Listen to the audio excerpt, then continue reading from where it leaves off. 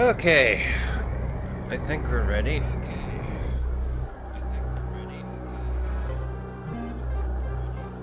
Okay, so hello again, folks. This is Kinetics once again, and we're back with just me playing the games I bloody well like, and this time it's a new. Well, I say new. Sorry, it's Metroid. You know, the namesake of one of my favorite genres, and the sequel to one of my favorite games of all time, which is Super Metroid. Now you may ask, why are you not playing Super Metroid, Kino? That's because I actually did do a stream years ago. I did do basically a full run of Super Metroid in like one stream, one sitting. And I thought, that was actually kind of fun to do. I wonder if I could do something similar. Now, unfortunately, a lot of Metroidvanias these days are quite big and hefty. They would take a good while to actually finish. And as much fun as that would be, I figured, let's go back to the roots. Since I'm kind of trying to be somewhat retro-themed as much as I can be, let's go back to one that I did enjoy, actually. It's maybe not my favorite Metroid game, but it's still very high up there. It's still a game worthy of your attention if you ever find it somewhere, like on, like, say, the Switch Online system, the actual physical cartridge. Hell, even like as I'm doing on an emulator. Please don't tell Nintendo. Yeah, no, this is still a really good game. It also it's the prequel to Dread, which a lot more people recently have played in recent years. So if you actually want to understand the story of Dread, you need to have played this game as well. Hey, DS. Oh yes, I finally got a raid. Not like we totally set that up at all. No, I'm just I know, this is what I came up with. It's the early discussion. I was like, hey, what do you want to actually do? I was thinking just do something slightly different, because I realized I've done a lot of FPSs lately. Let's do something a little bit different this time. I will... Oops, wait, that's the wrong button. I'm playing on GBA controls. That's maybe a bit loud. Oh, fuck it, it'll be fine.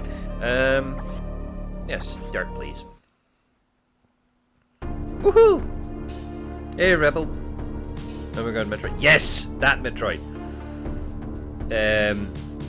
This is basically Metroid 4.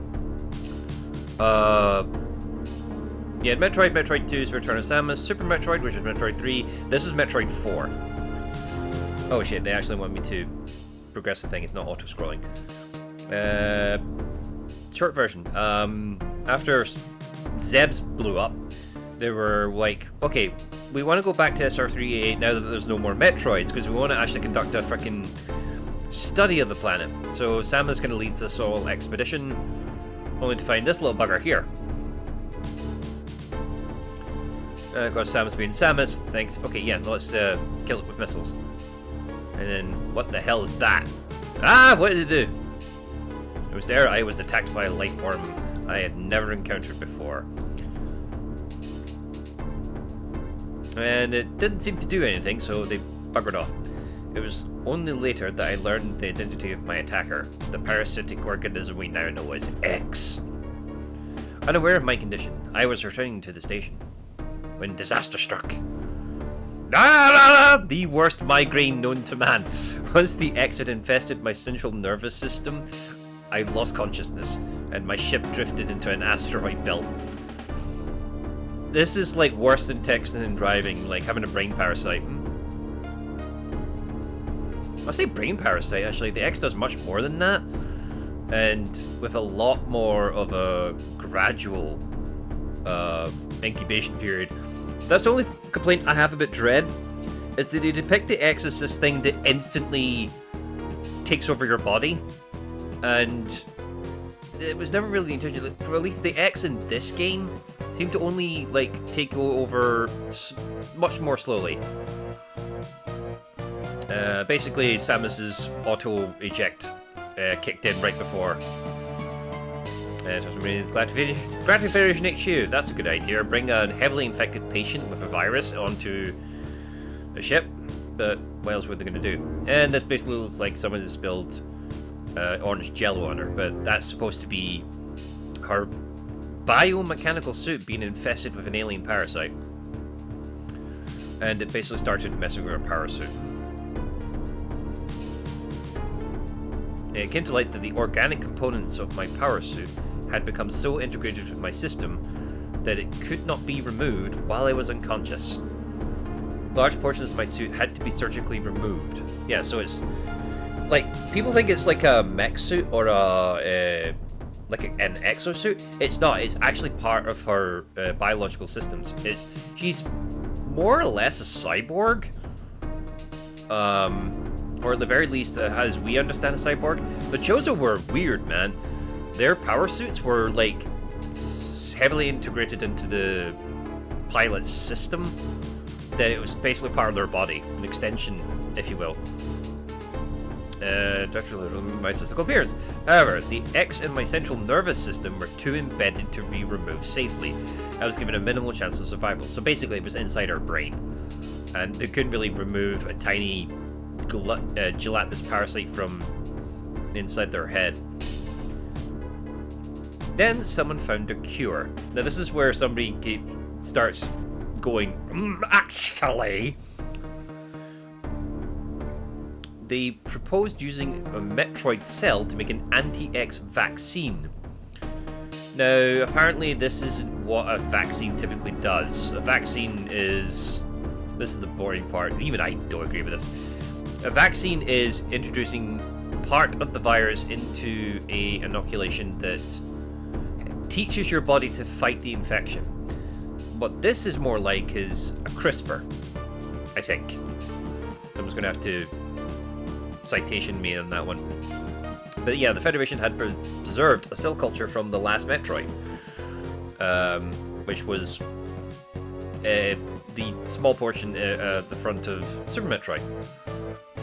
So the serum was prepared and injected without delay. So they were like a Hail Mary at this point. The X-Parasites were immediately and completely destroyed. So it's like the Metroids were just, like, their very genetics directly counteract the X-Parasite. And just goes sloop. Bing. Of course, being injected with Metroid DNA rather randomly has some interesting side effects. As for me, one life ended, yet I survived. Reborn as something different. So now there's Metroid DNA mixed in with all that organic suit components, which somehow changes her helmet as well, which is kind of funny.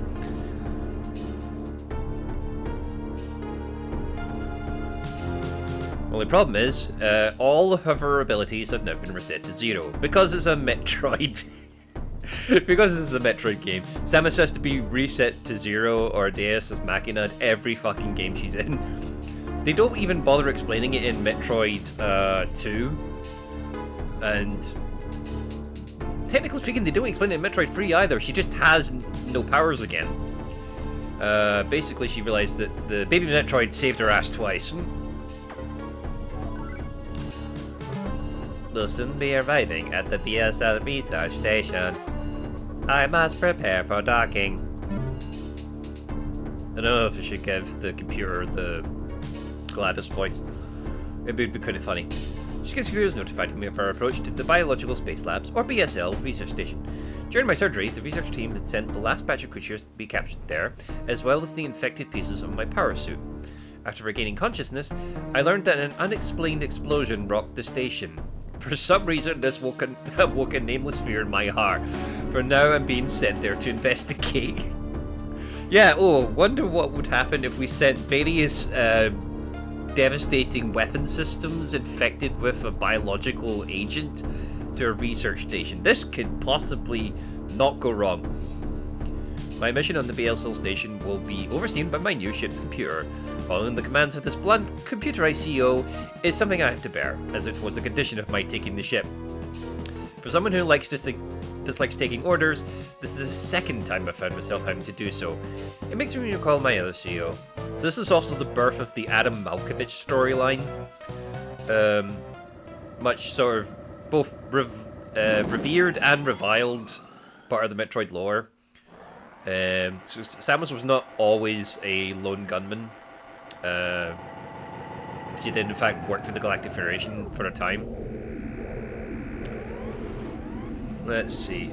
I wonder if these controls actually work. Here we are. We have a map of our first area.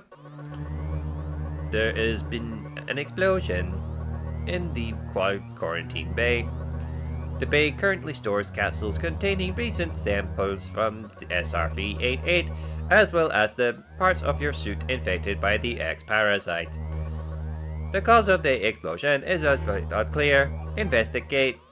The quarantine bay is here. Move quickly and quietly. You are still unable to use most of your latent abilities. Don't forget that, Samus. Stop at the navigation room on the way. Link up. Uplink from there. Is your objective clear? If I said no. Now go to the quarantine bay.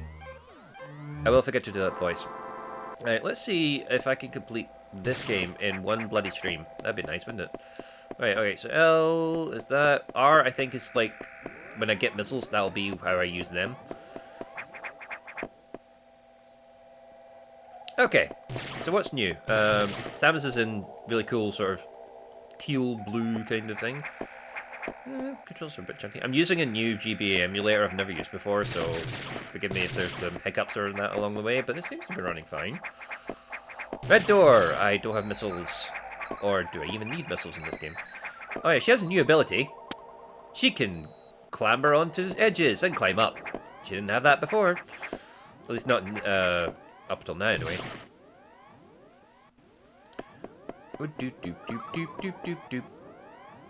So, it's quiet. Too quiet. This never ends well for Samus's universe. Right, navigation room. Kind of the forced cutscene section of this. The quarantine bay is ahead. Biosigns are confirmed. Be careful. Okay, so it does. This game is not my favorite just for one little reason. It is a little bit more linear than, say, Super Metroid. You are kind of guided by the nose in this game. Oh, what's the bloody... Oh, it's just start. Okay. Can I go this way? No, I can't. You don't really get to fully explore the station until right near the end of the game when you got all the power-ups and they basically say, IDWWP. Sorry, I'm not entirely sure how to pronounce your name. Bear with me on that one. Alright. But hello, how are you? Anyway. We're in the quarantine bay. It looks like it's been bombed? Oh, you again! How are you, buddy? You mind dying for me, please? Thank you. Oh, hello. Oh, hey! What do you know? It was an X-parasite. And I seem to suck it in like, I'm a hospital patient and they just served me green jello. Now, you don't know it yet, but that basically heals me. And we've learned that because of the Metroid vaccine, I now can suck up X-parasites. Like curry sauce at the end of a bender. At the end of a one-night bender. Would you like to... Game in raid. Hello! Oh, right, you came along the raid. Cool. Oh, you kept quiet, didn't you? What would you like to... Oh, sorry. Dwarf. Dwarf. I'm going to go dwarf. This is unfortunate news. You're not... This is unfortunate news. Understatement of the year. The specimens brought back by the field team were infected by X-parasites. No shit, Sherlock. The X can mimic its prey. Any specimen could have hosted it. Before the explosion, our security center scanned one. The gelatinous X-parasites invade and rapidly reproduce, killing the host creature. They also absorb DNA and use it to mimic the host. You were almost killed by an X-infection. Only the Metroid vaccine saved your life. It seems Metroids were the main predators of the X. That's why the vaccine worked so quickly and so well.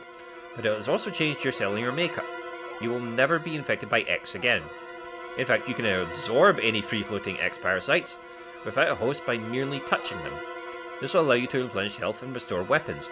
Now that's the part I can't quite work out. Like, how the fuck does it give you physical ammunition? Unless, like, we really do not understand how Samus's missile launcher works. It may also restore latent abilities this way, so pursue free X-parasites whenever you possibly can. This station is home to many species, some violent ones. We must keep the X out of the breeding environments at all costs. This is vital, Samus. I am already detecting massive biosigns in this region. The X are gathering. This may be our chance to exterminate them, but you're only at 10% battle capacity. I love how he worked that out. Survival rate is extremely low. The Federation needs you alive and on duty, Samus. The objective clear. Yes. Now get going. I've released the lock on level 0 hatches. Look for the blinking hatches. Okay, so they'll let me out of the playpen slightly. Hey bro, just finished watching your latest Silksong episode. Many paths indeed. You are not kidding. If anyone's not watching my YouTube, hi. But oh, I found a secret already. Yay! Look at me all secreted. I don't think I can get through there though. Yeah, there's no point in me being here at the moment. I can grab things! But at least we've found one thing. Am I going the right way? No, not at all. First freaking turn of the game, I managed to get lost. Okie dokie. Yeah, it's been a little while since I've played this particular game. Yeah, no, that's good. Thank you. Yeah, so this was a Metroid game designed for a handheld, first and foremost. Now, the devs were smart. Like, when they did Metroid 2, they understood the fact that it was on a Game Boy, a portable system. So they made the gameplay a little bit more straightforward. They've actually reanimated zombies. And the zombies regenerate. Ah, secrets. Can't use that yet. No morph ball. Can't get through there. Funny little X-parasite barrier. But yeah, no, yeah, the guys that developed... Oh, for God's sake. Yes, I've received news from HQ. They can support you with downloadable weapons data. When somebody was doing a retrospective on Fusion, the very next thing after seeing this line was like, you wouldn't download a car, you wouldn't download a shopping bag, you shouldn't download weapons. Once you have this data, you'll be able to use missiles. This will help against some enemies your beam can't hurt. Enter the data room for the download. The data room is here. Is your objective clear? Sure. With missiles, your chance of survival climbs to 20%. 10%? Missiles are really powerful, bro. Well, they were. I love shooting these zombies down. It's just satisfying. What was in here anyway? Somewhere I can't be. At least not yet, anyway. Yeah, so when they were designing the... Oh, I don't know anything about this game, but I heard it was a popular series. What makes it special? Right, so Metroid was a fun idea where instead of like a level, like you level 1, level 2, and so on and so forth, or stage 1s, you had the whole map available to you. The only thing stopping you were having certain abilities. Like being able to jump higher or shoot a certain switch with a specific weapon.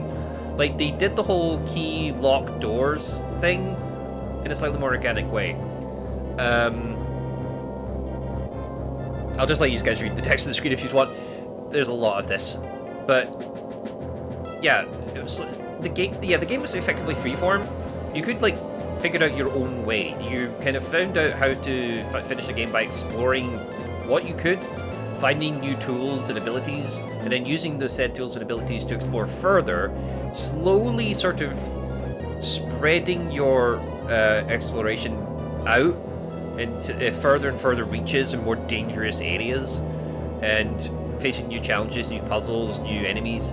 And with that, eventually you came to find extra rewards and even more powerful weapons, even more powerful abilities, which got you further and further. And this continues until you finally reach the last area, which basically was a massive, okay, have you studied for your test? Here's a test. Let's throw everything we've got at you. And you reach an almighty climax, which usually had a final boss, and you'd finish the game. Metroid 1 was not the first to do this kind of gameplay style, I think, but it certainly was one of the first to make it popular. Mind you, I don't even think Metroid was popular back in the day. Nintendo's always had a funny relationship with the Metroid series, but that's beside the point. So eventually, round about Metroid 2, Metroid 3, or Super Metroid, it finally got the formula just right. Excellent graphics, wonderful presentation. What's the word I'm looking for? This form of storytelling, like, that's just told purely from the environment and your actions and things like that. Being able to tell an entire story without ever using dialogue, which is not what this game is very good at, unfortunately. The Metroid was like the first example that got popular, at least, because it was on Nintendo. And more or less thanks to Super Metroid, I think. Some people probably played Metroid 2. Must have done if they warranted a sequel. But it kind of made that whole idea special, where, like, you kind of dictated how the story went, like, what happened. Emergent storytelling, that's the phrase I was looking for. Like, you found out more about the world by literally exploring it, discovering it on your own. You chose how far you, in the rabbit hole you went. And through your skill and through your cunning and determination to just find a better path, you could, like, get what you wanted out of the game. Games like Symphony of the Night, which was a Castlevania game, which up until that point would only been a simple platformer, you adopted this formula and it did gangbusters, basically. It became a cult classic because they effectively took the ideas of Super Metroid and put them in the Castlevania universe with extra stuff like RPG mechanics, more like actual RPG loot kind of items. Right, so this is the really silly part. Basically, I'm going to download missiles. Missile data downloaded. Hold R and press B. So now you actually hold the button to select your missiles, so you can kind of arm it like that. Take out my gun. There you go. Now we are slightly more suitably armed. Where was it going? Okay. Well, this is unfortunate. Electrical interference has knocked out the elevators on the main deck. This may be related to the X. I'll work on it. As for you, trying to find another way to the target. It's located here. I'm reading huge bioscience, so I hope your missiles work. To reload missiles, you can use a recharge room or absorb a special type of X parasite. You'll see them. Try it out. Is your objective clear? Sure. Missiles are your only hope. Do not hesitate to use them. Now find your way to the target. Okay. So, after Super Metroid and, say, Castlevania Symphony of the Night, eventually the term Metroidvania was coined to combine the two most popular games that used that formula, which was Metroid, or Super Metroid, and Castlevania Symphony of the Night. The thing is, actually no, now that I think about it, from Symphony of the Night onwards, a lot of the Castlevania games that were brought out used a similar formula. Like, they were Metroidvanias. And they were all produced by one guy at Konami. What was his name? Kogarashi Iga? Iga he was known as just Iga. And he produced a lot. He produced Symphony of the Night, and then produced a bunch of the next half a dozen Castlevania games almost. Eventually he left Konami because reasons, like why everyone leaves Konami basically. And he formed his own studio, set up a Kickstarter, and basically made Bloodstained Ritual of the Night. Which is effectively, it's like Castlevania, it walks like Castlevania, it quacks like Castlevania, but it's not Castlevania. So Konami can't sue me. And that was actually really good. It was one of the more successful versions of the whole Kickstarter thing by previously popular producers. So the virtual missiles inside the Matrix. Not really. I don't understand how the download thing works, so they've never really explained it properly. But yes, I did download missiles. But it's also maybe related to the fact that when, in this story, Samus got infected by the X-Parasite and was taken to Galactic Federation HQ, where they performed surgery on her and removed a lot of her components for her power suit. So it stands reasonable to assume that they actually have, for lack of a better term, bio-DNA preserved from at least that surgery. So they kinda maybe fashioned together the genetic code and sent those instructions to her suit, which then rebuilt this missile launcher. That's just me spitballing ideas. But yeah, for whatever reason, like, Samus's suit is always like baffling people of like science fiction disciplines and things like that, because like it shouldn't make sense, but it does. Like I was saying at the start of the stream, like it's not an exosuit, it's not a mech suit, it's like a physical part of her body that she basically just brings out whenever she's in danger or what's. Oh, sure, you go that way.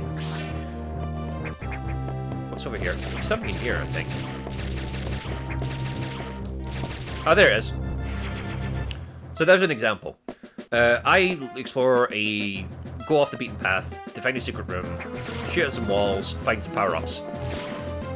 You do this maybe a couple of million dozen times, and you get stronger, more powerful, more battle-ready to face something like this, basically. Yikes! Oh, you little...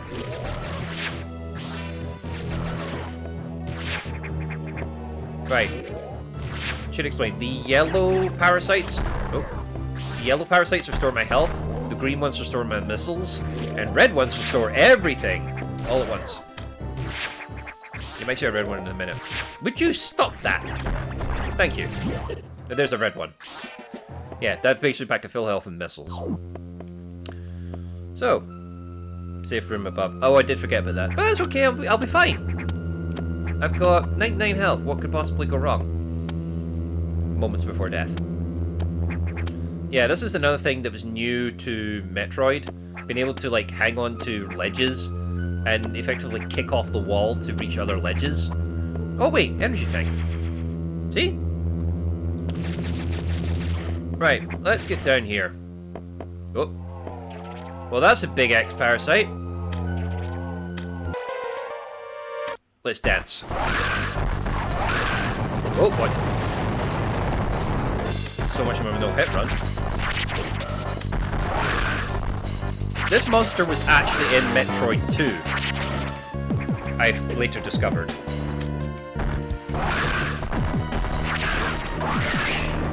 Okay, so you attack a boss enough, it will transform back into its X-Parasite state, its larval state.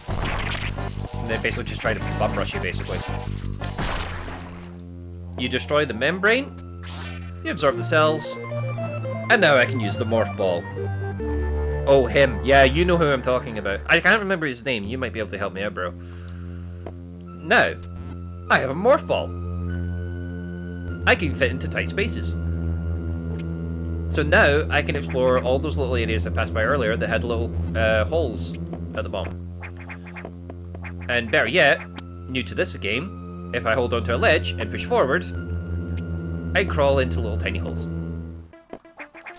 And also they introduced like climbable ladders and ceilings, so there's a little bit more of platforming tech to play with. Oh, can't get through there, so what do? I go over here, I shoot the wall. So the game, at this point, is slowly teaching you the movement tech and some of the abilities you've just acquired. And it will keep doing this as you get more power-ups, more abilities. It will start testing you. Yeah, let's go ahead and get a save. Give me an idea.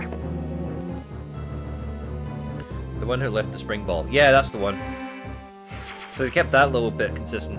So this is also like a really good, if you were a big fan of Metroid 2, the fact that all the monsters from this game are going to be creatures that came from SR388, which Metroid 2 takes place on, you're going to find a few familiar monsters. Oh, this is a recharge room. So yeah, where was I? Crap. Yeah, I wonder if our little computer's got something to say. Yeah, he probably does. Samus, it is as I feared. The breeding environments have been invaded by X-parasites. Sector 1, SRX, shows several abnormalities on biosensors. Sector 1 is a simulation of the SR388 ecosystem. To get there, take the main elevator to the access shaft and use elevator 1. Is your objective clear? Use a navigation route just inside for further breeding. I'm not sure, but I think whoever allowed the eggs into the environment may also be linked to the scalar explosion. Yeah, so evidently there seems to be something of a saboteur on the station. So I need to get the hells out of here. Oh, sugar. Wasn't paying attention. Where was I? Yeah. So this idea of just emergent gameplay? I don't know. And being able to tell your own story, even in the most basic way on like 16-bit systems. And, right, I can't get through these green doors, I'm not allowed. So I have to go back a little bit. This game is a little bit more gentle in terms of... This game is a little bit more friendly for newcomers because it does sort of guide your hand a little bit. And again, not necessarily a bad thing, but... Can I get this little secret here? I'm curious. I don't think I can. No. Evidently I don't have the ability that I need in there.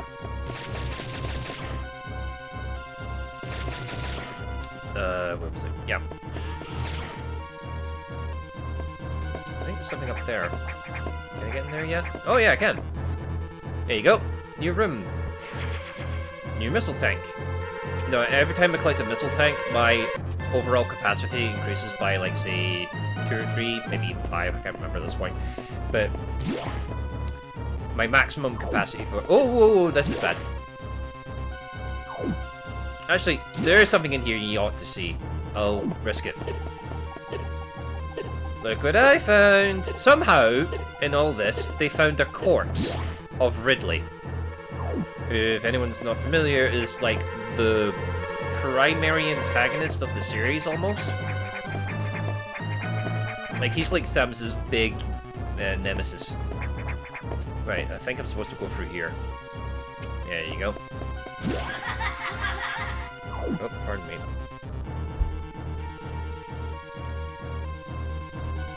Yep, you heard nothing.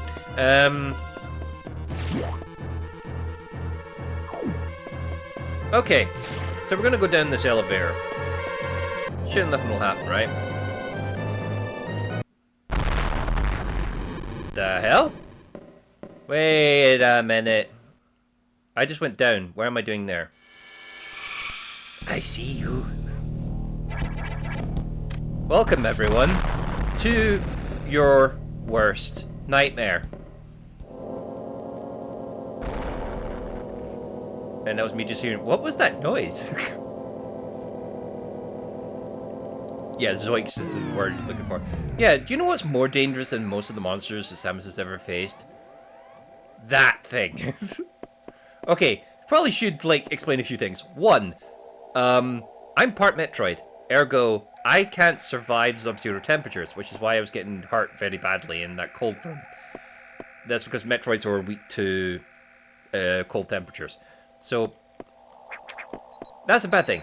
Guess what that thing is armed with? An ice beam.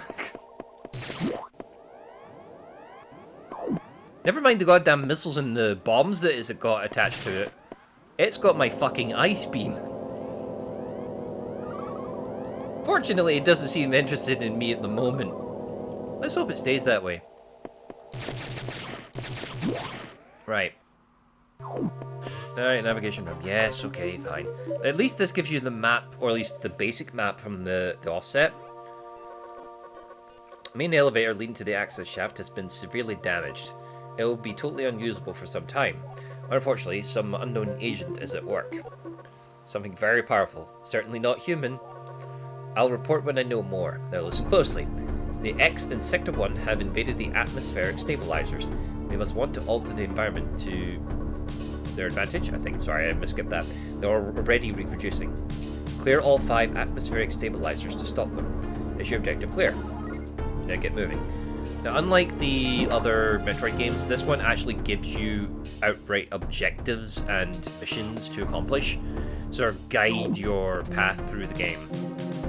Which kind of made sense when they were developing Metroid 2. They kept the path linear and gave you one singular objective: find and kill all the Metroids. They even had a dedicated counter on your HUD to track how many Metroids were still alive. This game was like, okay, that was cool, but what if it gave you more than one type of objective? So that's what they're doing here. So this was developed for a portable system, which had limited battery life and, let's face it, not a very good screen, at least the first iteration of the Game Boy Advance. So this is why the colors look so weird and garish. So you could actually see it on a dim little screen. Also why some of the more advanced controls for Samus are a little bit more simplified. Like, for example, I don't have a run button. My basic walk is just a lot faster.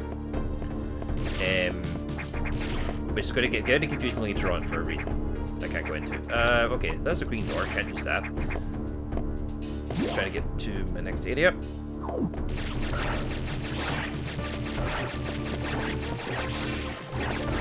I don't know what's up with these enemies, but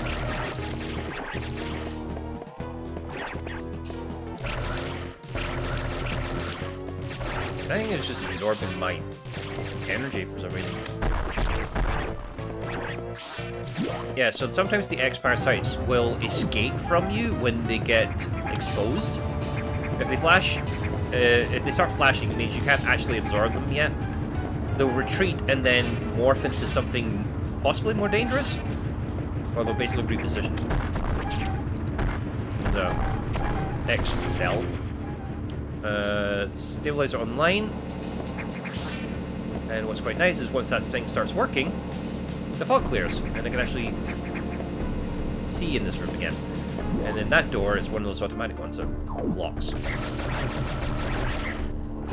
There's an example of the X-Parasites basically retreating and regrouping.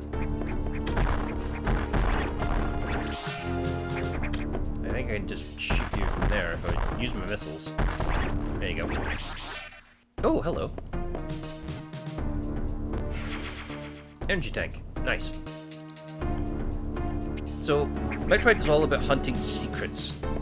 And, you know, finding every little nook and cranny, suspecting every wall to be breakable or a secret wall. It's like, is there something there? Is it worth my time to go off the beaten path to possibly get more goodies? Ooh, piece of candy. The game.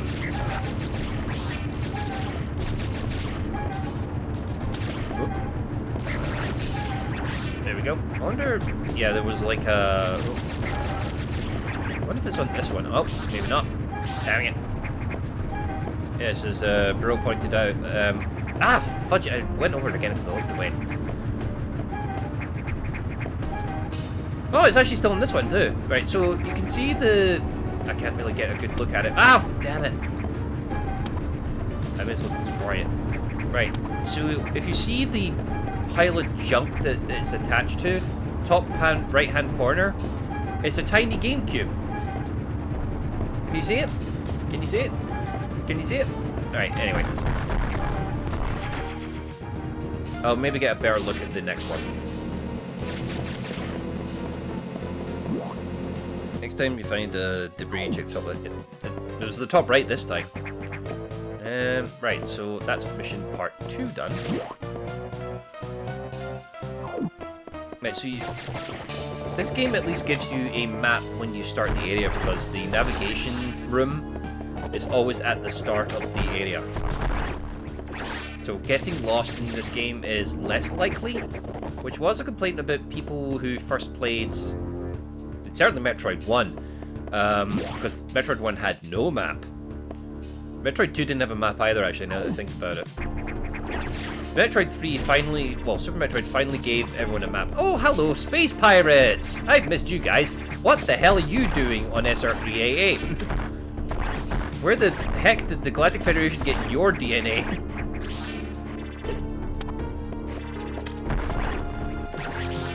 That part never made any sense. These are like the wall crawler dudes. Am I going up or am I going along? I think I'm... Oh, wait. Maybe I should go to the left first.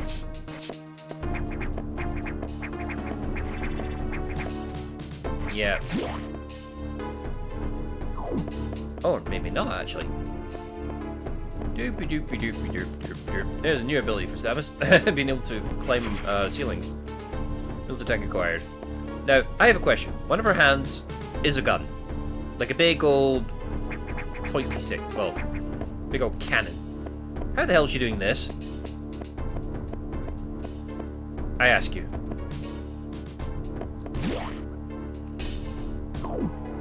What's kind of cute is that if you notice the sprite is her right arm is clearly the cannon because she's holding it with her left hand. You can see the left arm holding it from this side. It's obscured by the gun on this side. They actually got that detail. That detail isn't as obvious in the other games because her stance and her gun form is a little bit more, like she stands a bit taller. You could probably notice from the sprite of the, now we know as the S, well, our clone basically, kind of stood upright a little bit more. We're kind of more hunched over, and a somewhat more defensive stance because, let's face it, we are on the defensive. We're a shadow of our former selves. Almost quite literally. Apart from having these cool Metroid powers.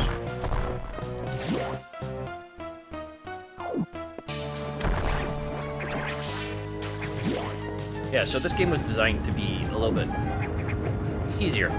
A little bit more straightforward. Less complex. Right. Go up here. There's that GameCube again. Now you can see it more clearly in the top left. It's even got a little handle at the back, which I never understood. Were people carrying their GameCubes everywhere? Atmospheric stabilizer online. 2 units still not functioning. Oh, hang on. Yeah, so the enemies have not been very threatening so far. Apart from these guys, perhaps. Have some missile function doubled as the claw to grab ceilings. You're not wrong. I suspect it's something like that, or perhaps there is just simply like a kind of magnetic attachment. Her gun's very morphable. Anyway. It was 5 stabilizers. I don't know why. My memory seems to think it was 4. You see the X-Parasites constantly trying to re-engage. Oh, hang on. Get this up. Yeah, there you go.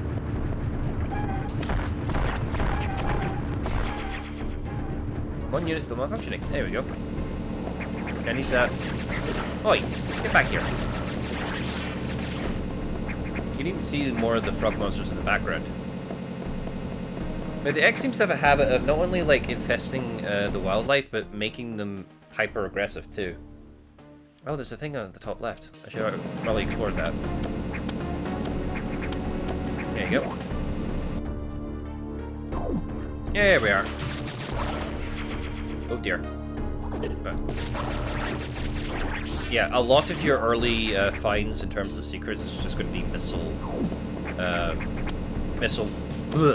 capacity extensions.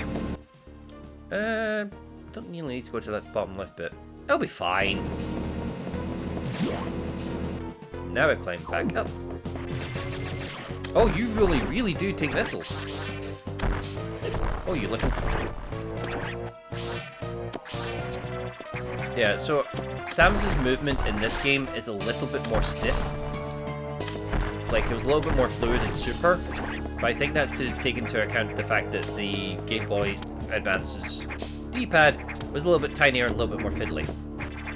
So they had to make the movement a little bit more clunky, so that Samus was a little bit easier to control on a portable. Like, as many of the complaints I have about Metroid Fusion can be tied to the fact that they did think ahead and think to themselves, okay, how do we make this portable game, like, work and make it comfortable to play? Because we could easily just, like, make each of the biomes shorter or smaller in size, so that when somebody finishes a section, they can just, like, save and put the game down and get back to it when they finish their train ride, for example. What is here? Is there something here? Am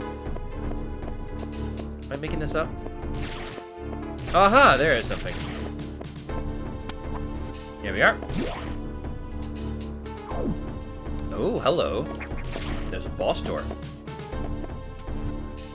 There's something in here worth going for. Oh, there's a bunch of toads. Also a save station. Might be important this time.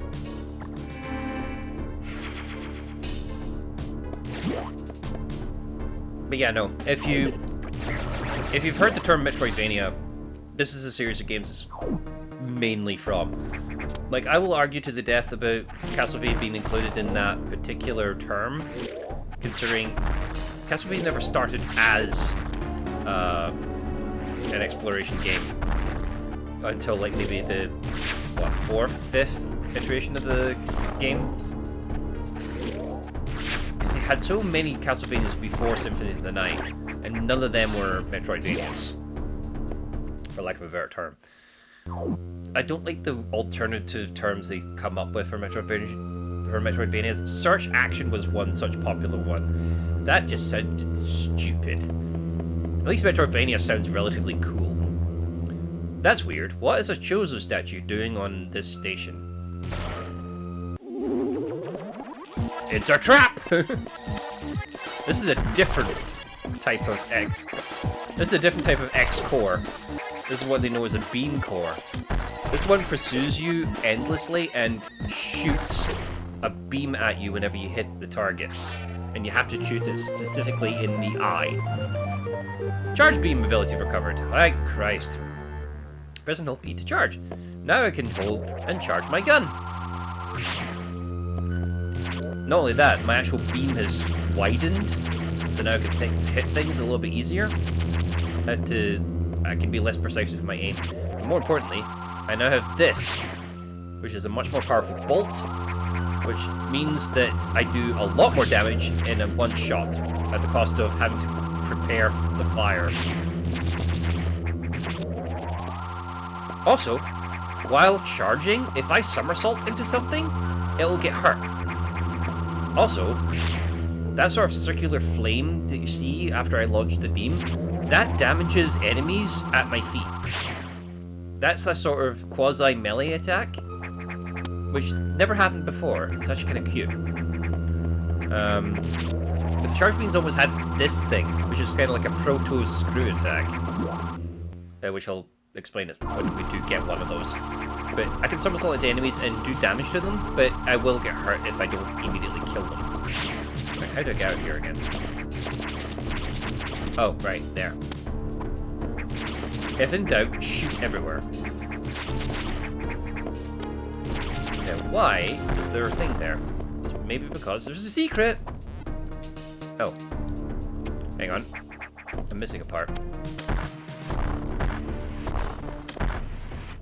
Okay, now I'm ready to explore. Oh, hello. Actually, let's demonstrate my new view. Now I can one-shot weaker enemies. Or perhaps take 2 targets out at once. The only problem with the charge beam is, if you keep it constantly charged, like most people would do, You have to listen to that noise over and over again. Castlevania was A to B platforming until Symphony of the Night. Yeah, that was probably the shortest explanation for it. And here's the final air processor. It's kind of blocked off. Oh dears.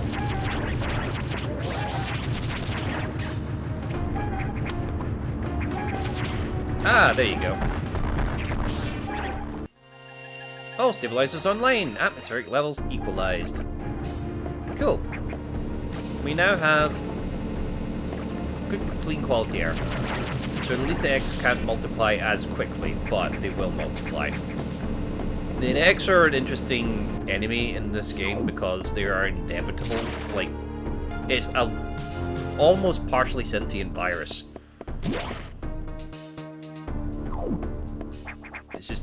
It's almost like a zombie horde virus. It's kind of weird. Like, you'll probably get more of an idea about what the eggs are like as the game progresses. But, yeah.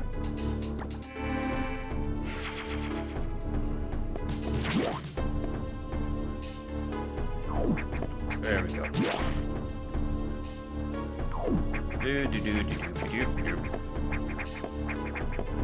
Right, okay. So I've kind of finished this area, at least for now. There is like more sections that you see in the map, like green doors, blue doors, and that little chunk of grey in the bottom left corner. I have to come back to that because I don't have the necessary abilities to get any further in those areas. Ones are literal doors that are locked with like actual keys, basically, for lack of a better term. And another is more of an organic version of the same idea. Like that little grey area I can't progress because it's got deep water. So until I have the ability to maneuver in deep water unabated, I will not be able to find anything further in that room. So that's an example of more the organic lock mechanism this game has. So yeah, you start slowly getting the idea of how this game works. This is also... Actually, no. Super Metroid also had slope flooring as well. Yeah, wait. Oh, you're a big one, aren't you?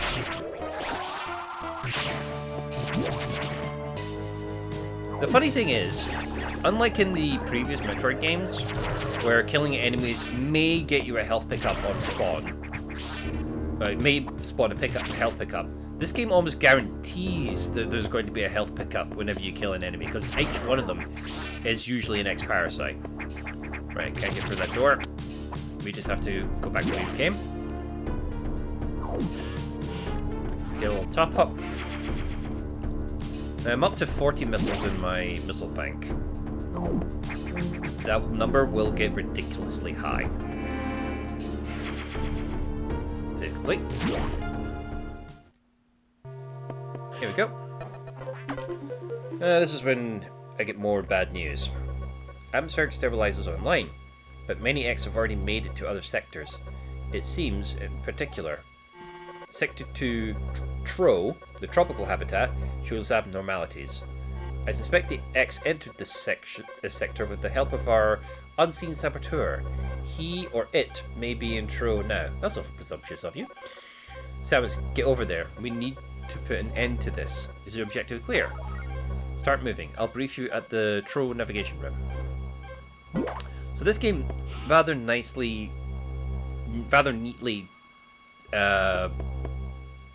what's the word?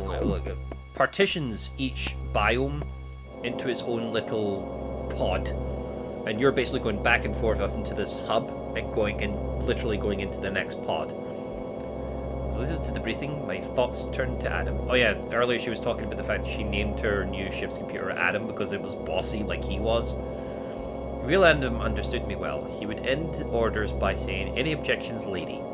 He knew I wouldn't disagree. That was just his way of noting our trust. I wonder if I can trust this computer too. So this suddenly gives Samus dialogue. Well, not suddenly, actually, that's not true. Samus had to have dialogue at the start of Super Metroid, but that was her basically doing our story so far.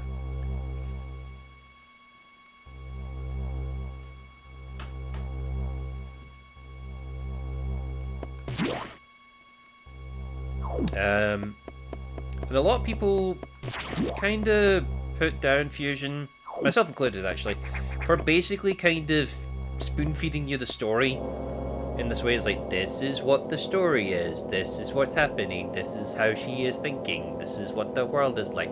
Like, basically explain it to you without really kind of letting the environment or the gameplay kind of tell the story. But what choice did they have? I mean, they only had to work... This was a Game Boy Advance game. Not that much more complicated than a Super Nintendo game, really, at the end of the day. But, yeah, the... Okay, I learned the identity of our mystery saboteur. Samus is an X mimicking you. I have named it the SAX. And just to get more nightmare fuel, there's that image one more time. Jesus. Right. I named it the SAX. So I'll let it explain. I believe the SAX came from the capsule containing your infected suit parts. It used a power bomb to escape the quarantine bay. A power bomb, by the way, ladies and gentlemen, is effectively a miniature nuclear bomb that you can plant. That explosion breached the capsules containing all the X that started this disaster. But the SAX is definitely our biggest worry right now. The SAX is mimicking you at full power. You can't face it. If you see the SAX, just run. Don't think about fighting. You are still very vulnerable to cold, an unexpected side effect of the Metroid vaccine.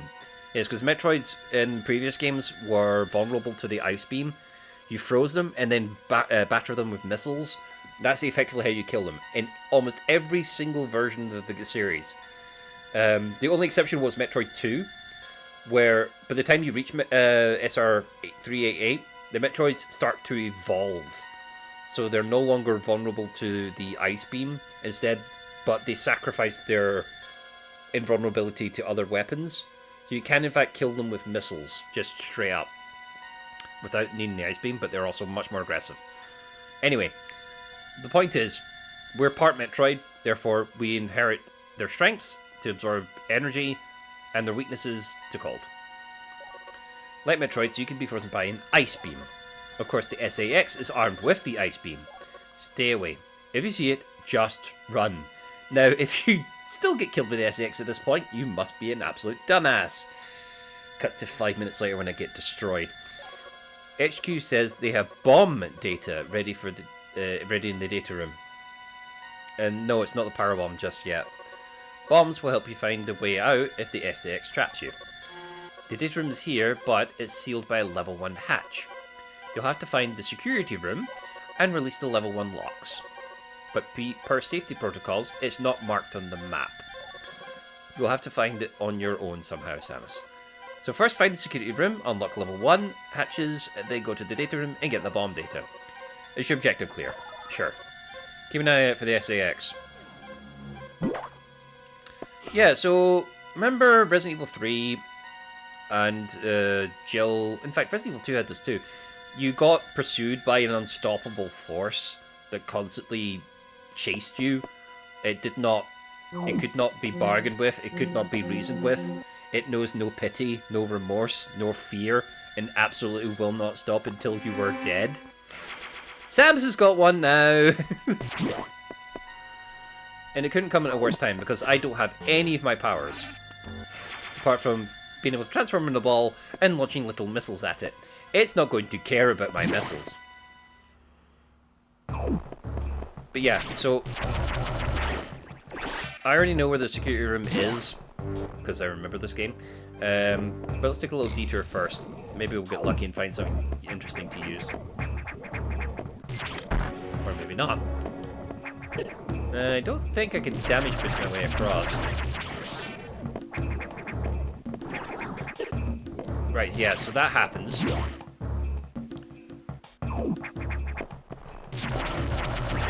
I think if I was faster, I could probably get to that missile power-up before that tower gets formed.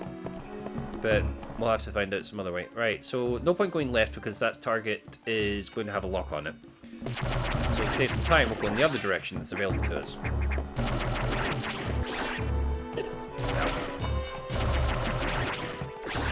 I used to remember a bunch of the names of the enemies from Super and the other Metroid games. Alright, that's the level 1 security hatch, the blue doors. So I can't use that door yet until I find the lock.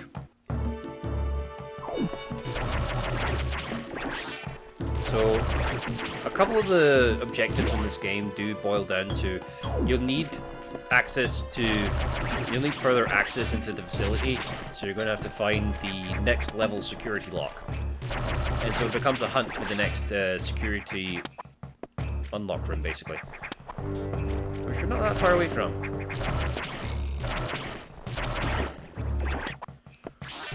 There we go. This is quite literally a key unlock situation, so this is me finding the key. I'd like access to blue doors, please. There you go. Security doors unlocked. In the previous games, you actually access certain other doors by actually being able to shoot them with different weapons. Like, the first game had red doors that could only be unlocked by shooting 5 missiles at it. They done away with that idea, basically. Instead of opting to have X parasite barriers function as the same thing.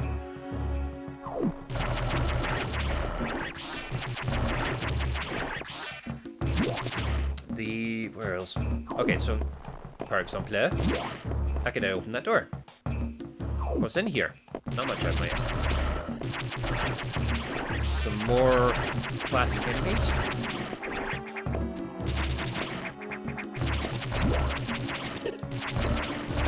Now you're probably wondering, what is the point of this room? I'm wondering that myself, actually.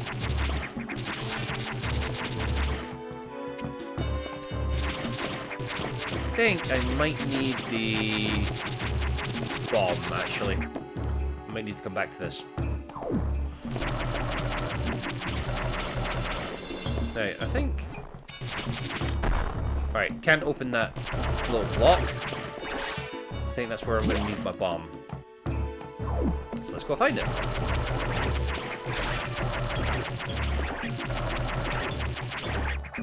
Just go for the missile without killing. Oh, you mean like the other room I was in? Mm-hmm. Oh, come here.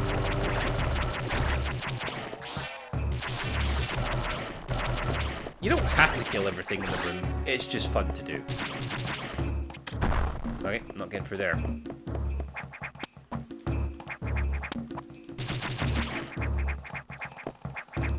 There we go. The wall jump. Particular favourite little mechanic of mine. But they kinda... Right, let's just get our bombs. Bomb data downloaded. Morph into a ball and press B. Now this game... Another one of the game's interesting quirks is that they really don't like you having to sequence break. So, like, the wall kick, which in the previous games allowed... Well, in Super Metroid allowed you to scale up the same wall by repeatedly jumping against the same wall and bouncing on it repeatedly. Instead, when you do the wall kick, it launches you to the right forcibly, so you can't spin back around and hit the same wall easily. Like, that's me pushing left as soon as I kick off the wall. It basically lets me hit back at the wall at the same point, but not any higher. Uh-oh.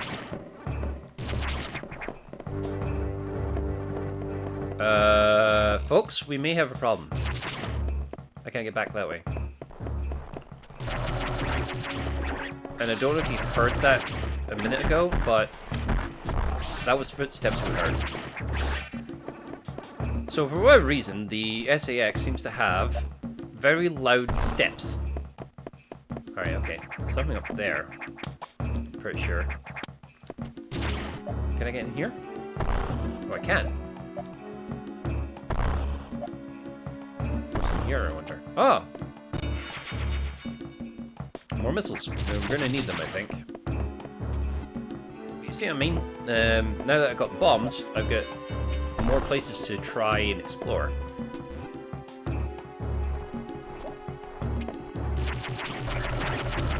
And the game, rather cleverly, like, it gives you a small map at first, but then when you actually try and explore it, sometimes your path gets blocked, so you're forced to find secret routes. Now, which way was the secret route, actually? Is this the save point? No. What if it's the other way?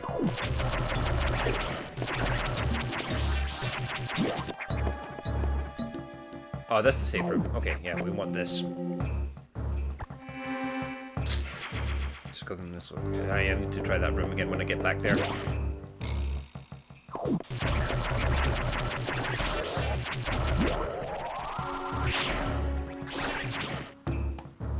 Keep forgetting about the charge beam.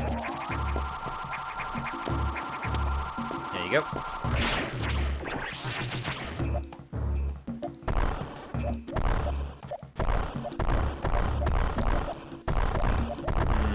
I don't think that's going to work either. What is the point of this section, I wonder?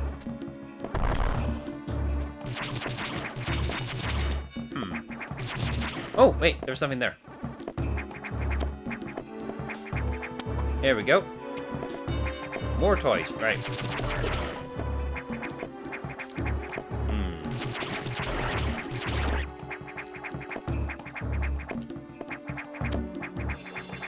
Okay, that's going to be an interesting little puzzle.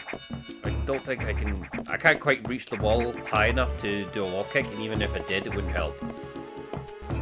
So we'll go back for that. Fortunately, it remembers where you find power-ups in the world. And it'll mark them on your map as little round icons.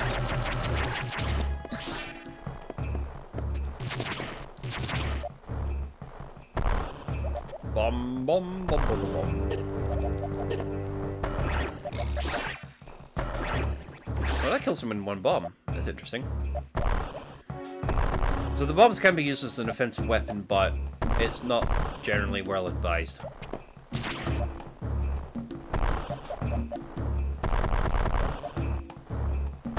Oh, that's not usable. Okay. So, crawling in little tight spaces. Just try and find your way out.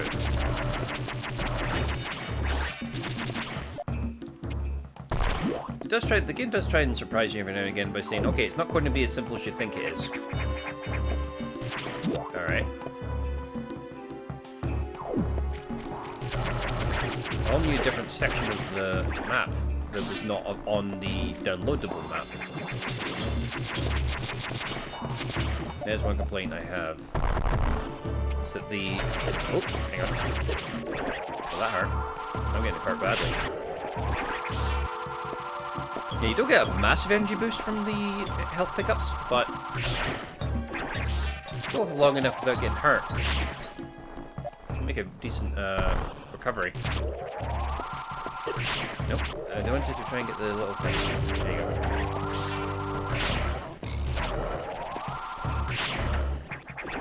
Right, are you gonna form into that wee guy, or are you just gonna run away? Yeah, sometimes when more than one X-Parasite oh, I hit it with the somersault there, actually.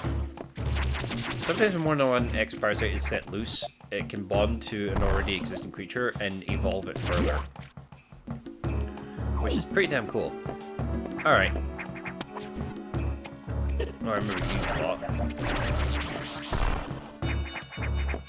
Oh, interesting.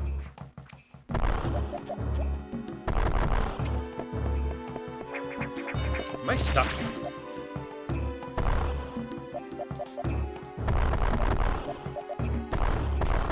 Oh, there you go. That was a little bit more of an obscure puzzle, I have to admit. You had to get out of here somewhere.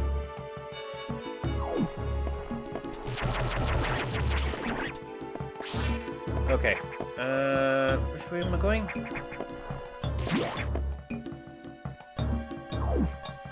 This might be it.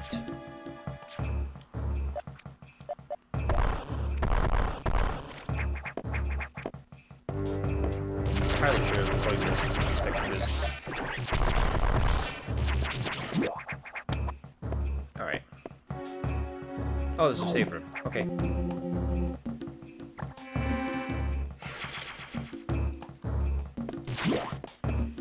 This could work. I suppose this is like a little cheap health recharge.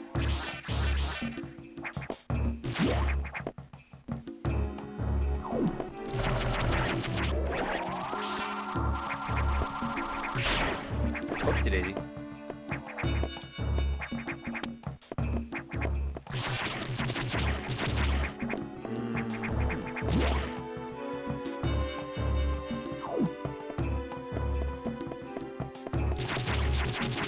Huh.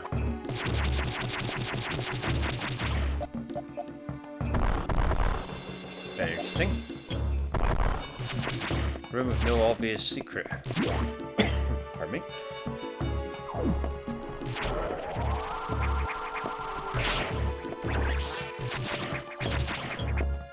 There's an example there of me using the little flame thingy to push where I did. Right, what's in here? Big pool of water and a thing that I can't jump high enough to. Usually a bad sign. That door's just wide open. I never opened that door.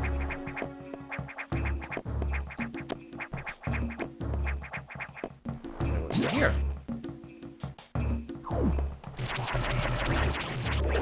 Oh, dang. Oh, more of these.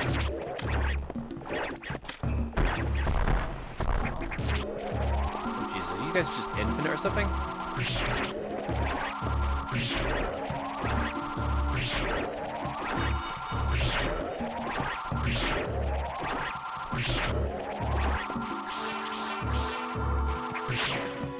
Yeah, let's get out of here.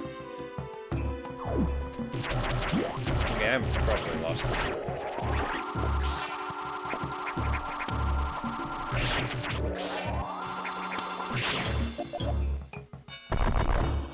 Huh. Power bombs. I need power bombs to get through there. I don't need power bombs to get through there. Oh, that's a save point. Nice. I think the frequency of save points in this game is also a little bit more... a little bit higher. What's in here? Oh, more of these guys.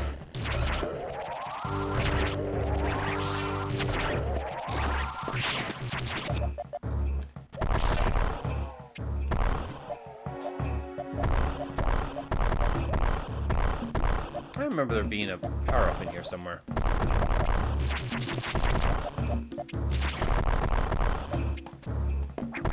Maybe I'm wrong.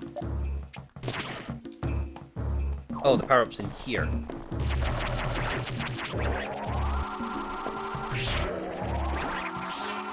There we go. There's your tank.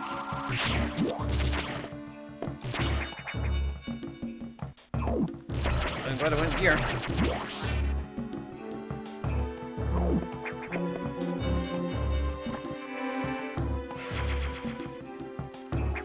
Cool. Now, where do we have here? Alright, I can't go that way. I could go down below. This way.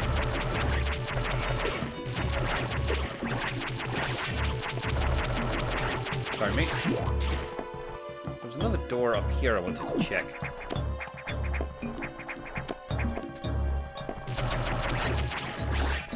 Why was that door open?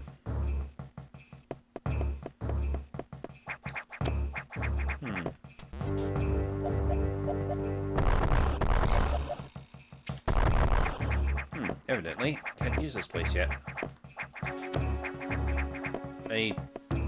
Some kind of high jump ability.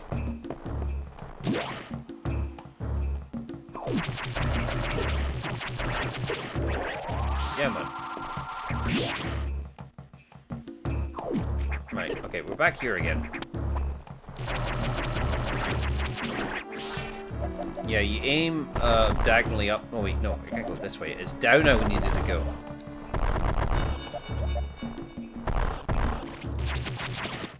There we go. Progress. Mutation.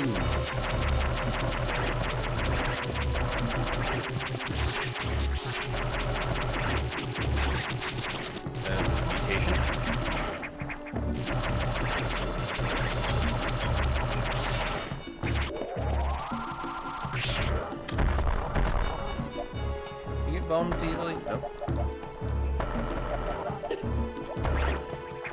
You don't have to die there. There you go.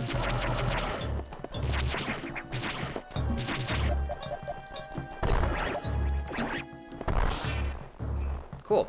Sometimes if you wait for the things to mutate, they actually get stronger. I mean, you kill them, they get better rewards.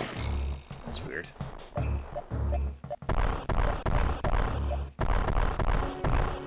Huh.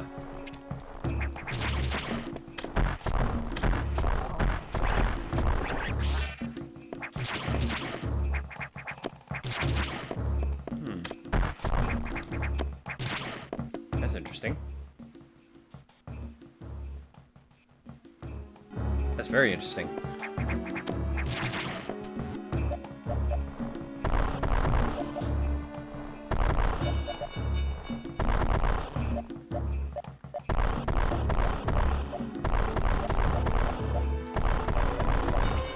Okay, I'm not entirely sure where I'm going.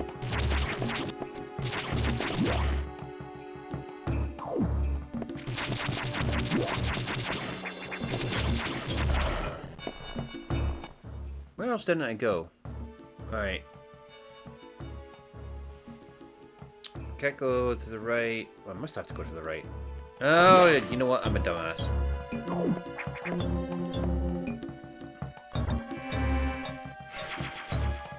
You going all the way here to the right was a bit suspicious. Right. I definitely don't think it's in here because I tried this room. But here, though... There we go. Hello again. This time you don't have little zombie friends to back you up.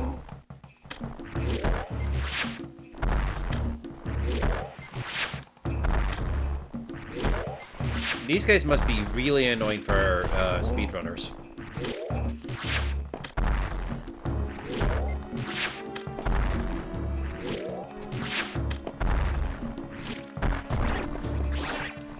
There we go. Got a new boss. Ah, okay, so it's an ability X. Oh, what the hell are you?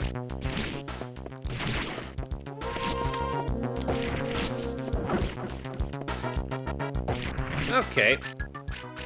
See how this goes. This guy does turn up again at some point. Oh, hang on.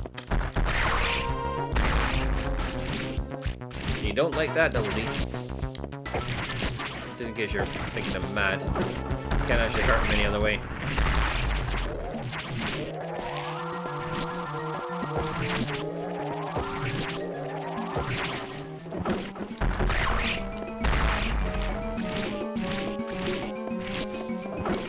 Yeah, this one isn't really so much testing your... This one is really just testing your quick reflexes, I suppose. Come on.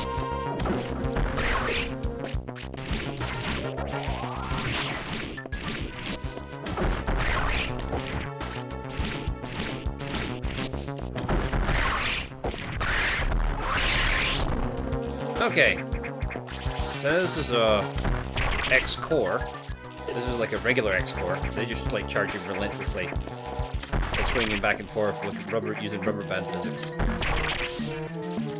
Take shot in them. You just have to hit it anywhere with a missile, and you'll destroy the membrane. High jump and jump ball abilities now recovered. Quite Jumper. I wonder if that's his name, just Jumper. Okay, so now I jump ridiculously high. Woohoo! And also, while in ball form, I can just hop around. Like an overexcited hamster. There you go. Let's get the hex out of here.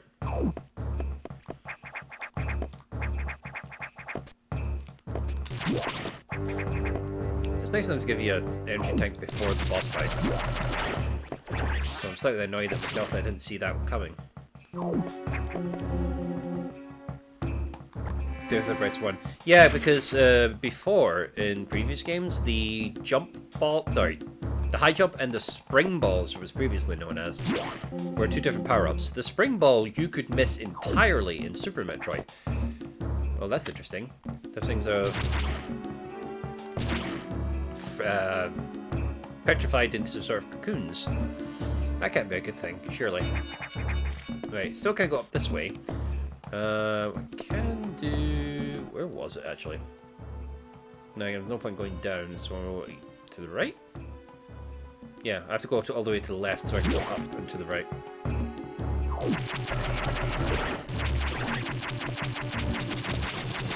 There we go. Oh, and our way is blocked again. Goody gumdrops.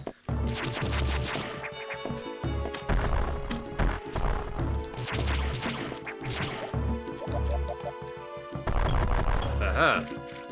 There we go. Wait, what's that noise? Uh-oh.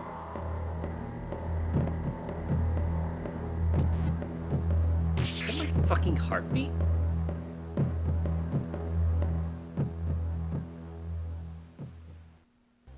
Huh. Okay. You heard the footsteps, but did you also hear the heartbeat? I have never heard that before. I remember the damn footsteps. I remember the blaster opening the door, but I never remembered there was a heartbeat as well. That's interesting.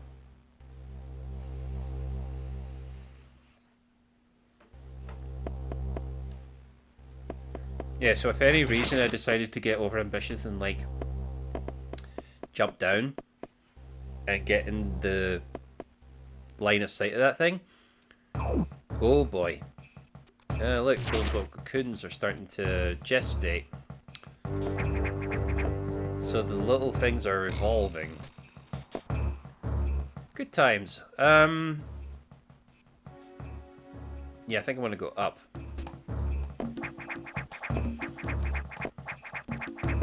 Oh, and look, the little cocoons are forming nice little platforms for me. I can't get through this one yet, and it won't let me bomb through, weirdly. I can't get through here.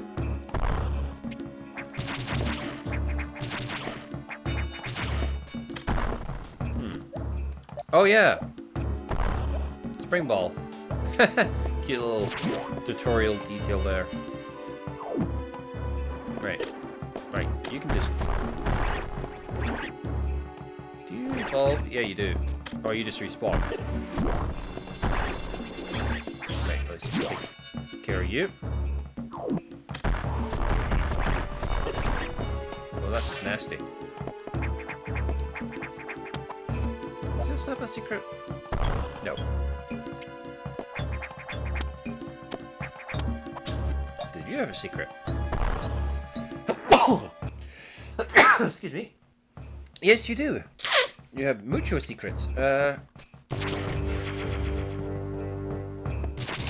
the tank, no less? I can just go back through this way if I want to.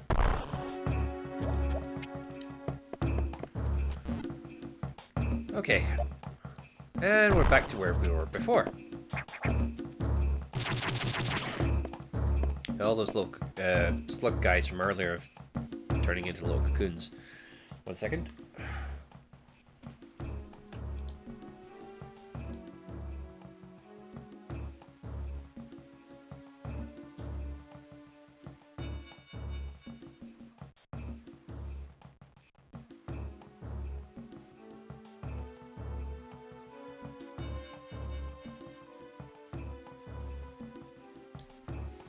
Okay, so just on the pause screen there, you can see how much more the map has extended. Just by, well, it forces you to go on the off the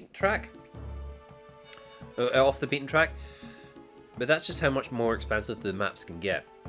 Still, we've explored most of this area, but there's still areas we haven't covered.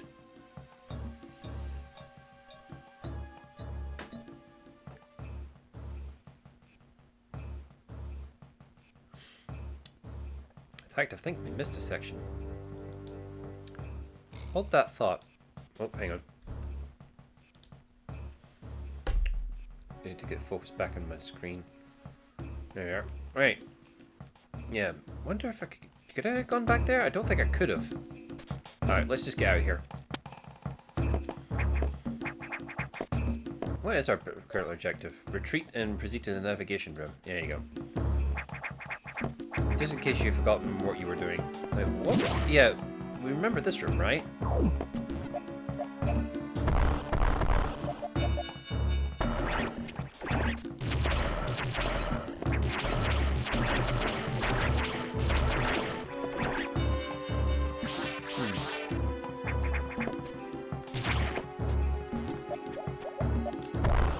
Ah, that's it. We needed the spring balls combo anyway. There we go.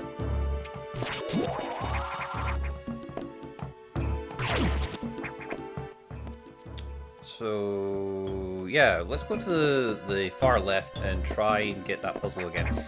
Now, if Bro's right, we could get the missile expansion without having to do anything. I just need to kind of mosey on through. Oh no, I have the high jump now, that's why. There you go, easy solve. Curves to missiles, you're not. No, no. I forgot about that. Yeah, that was the solution to the puzzle there.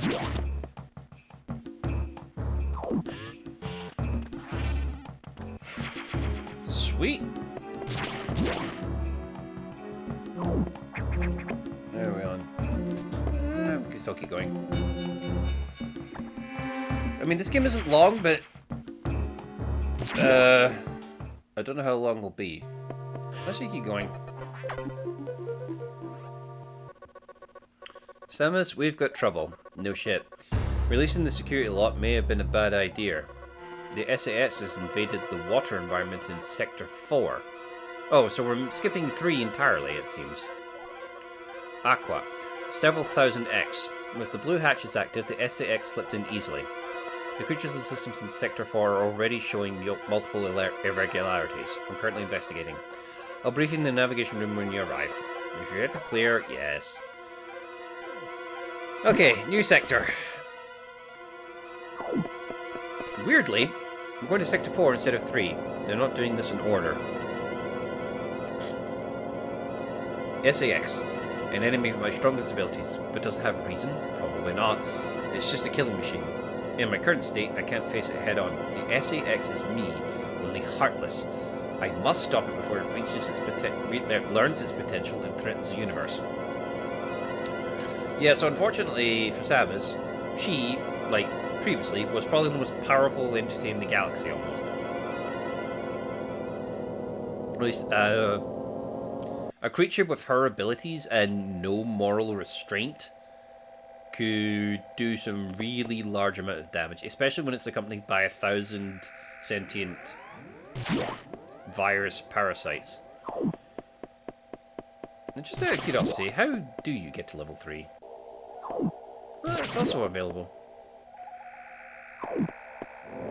I could just go to Sector 3 if I wanted to. Oh, Pyre. I wonder what happens if I try and go through here. Oh, it just lets me through.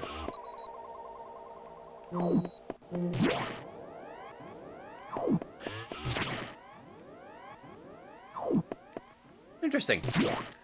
We probably should just obey orders and go where we're supposed to go. Typically speaking, the cooler power-ups will remain in the... What's the word I'm looking for? Yeah. They told us to go to Sector 4, we should probably go to Sector 4. They even got a big blinking light there saying, go this way, dumbass.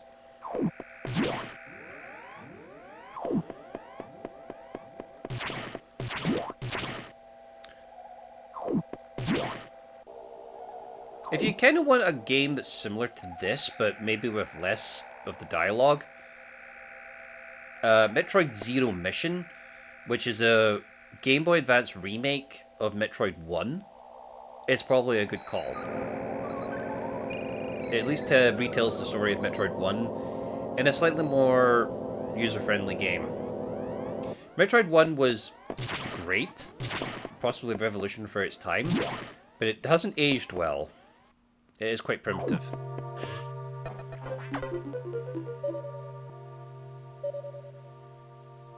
There we go. I just think that's just the map it knows about. The sector has taken more damage than expected. I knew the X were powerful and destructive, but still, this seems to be purposeful. We certainly can't rule out the possibility that the SAX has a high degree of intelligence. I find the X fascinating, especially this SAX. But I digress. This sector is home to I keep forgetting I was supposed to do the GLaDOS voice. This sector is home to a very large creature the researchers called Ceres. It's capable of moving and attacking at ultra-high speed. The more senseless and widespread destruction here may be attributed to Ceres. No doubt the SAX released it, but I can't be sure why yet. Ceres has returned often to the breeding tank here. Its natural behavior must be to go back to it periodically. It's a valuable specimen, but you have been authorized to terminate it. If you don't, it may invade other sectors. Is your objective clear? While you're moving, be careful. Some broken power nodes have electrified the water, but we can't cut the power. Doing so would affect the whole station adversely. If you touch the water, you'll be electrocuted. Conserve energy as you go. Yeah, it's just kind of... Yeah, the sort of... the handholding does get somewhat insufferable in this game, especially if you've played the previous games and are like well familiar with the franchise. Especially if you like played later Metroid games and then go back to this one. What's even funnier, if you think about it, is that when this was released, Metroid Prime on the GameCube was not far behind, if not out before that. In fact, the games kind of had a sort of cross-promotional kind of system, where if you had both copies of the game, if you had Metroid Fusion and Metroid Prime, and one of those GBA link cables that links it to your GameCube for the purposes of, say, like Pokemon Stadium. No, was it Pokemon Stadium or Coliseum? I think it was Coliseum. And like the Four Swords Adventure games. If you had that GBA link cable, you could link your copy of Fusion to Prime, and it unlocks shit in either game. In Prime, you unlock access to the Fusion suit, so you get to look like this in Metroid Prime, which only you really got to see in cutscenes, but still. In this, though, if you had a copy of Prime and link the game up, you unlock a copy of the original NES version of Metroid, which was kind of a fun little bonus at the time. Totally unexpected. They also kind of wanted to do something similar in Prime. They wanted to put Super Metroid in there, but that would involve them using a third-party emulator, a SNES emulator. And Nintendo kind of heard about it and were like, no, we don't need that, please, thanks. So we almost got a copy of Super Metroid in our Metroid Prime, which was a shame we never got it, but you could sort of understand why. But then again, at this point in history, Nintendo isn't exactly doing itself any favors in regards to, like, say, emulation and like copyright laws. So, eh. No, the stories I could tell about Metroid Prime. Oh, jeez. It would be nice to. Can I blow it up? Yeah, I can. I would love to try and get GameCube emulation working on my computer so I could stream GameCube games. Imagine the possibilities. I don't know. I don't have a way to stream Switch games at the moment. There's no integrated Twitch streaming system for the Switch, or at least not on Switch 1 anyway. Bit of a shame, but you do. Wait, I can get in there, can't I? No, I can't. I know I can't. Why am I here again? Can I get somewhere amongst this stuff? Apparently I can.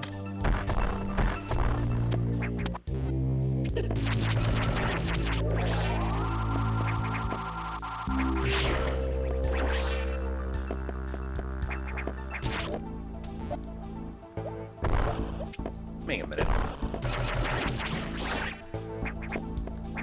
The scene of something in here?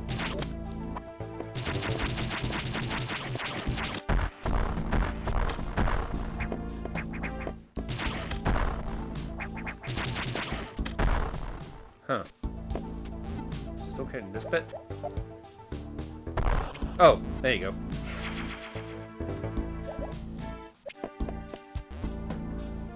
Yeah, so apparently it's supposed to be able to go up here too. No, I'm supposed to come down here. So those are, what's the word I'm like? Crumbling blocks. Completely impervious for anything else except standing on top of it. It's effectively a trap.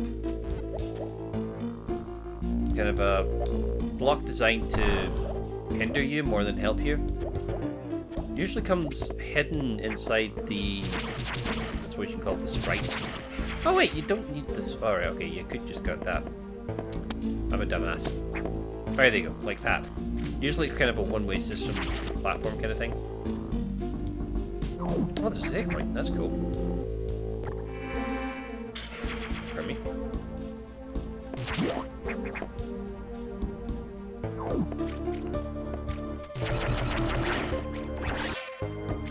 One little second. Oh, good.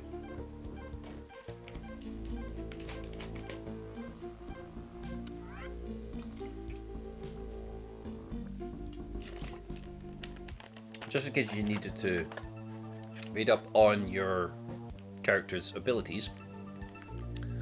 That's... Can I interact with this in any way? No, I can't. That's a shame. In Super Metroid, you could actually bring up a similar screen and actually kind of highlight and check off, like turn on and off your various abilities if you wanted to for some insane reason. But what you could also do is, like, as you gathered more beam types, you could turn off certain beams and have different combinations of the various ones that you can collect. You can turn on 2, 3, or all of them. And it gave you little interesting sort of little dynamics. Oh, sugar! Ah! Okay, demonstrating the hazard. But yeah, in Super Metroid you could like mix and match your beams, but most of the time you didn't need to. I mean, like, having them all on gave you the benefit of all of them at once, so it didn't really make sense to turn some of them on or off. But there was a secret ability you could use if you had the charge beam, one of the other beam types, power bombs. Yeah, that's it. If you had all of those, you could chew up a power bomb or two by charging a beam with the power bombs active, and you would basically do what an item crushed style attack, kind of the same way you did in Castlevania, or at least the platformer Castlevanias anyway. It's just a secret moves you could probably do with those beams. Not entirely necessary, very rarely needed to be used, but it was just like a fun little mechanic you could employ. Giggles. There was other secret moves in Super actually that were actually kind of fun. Oh, sure. Maybe we'll go down there.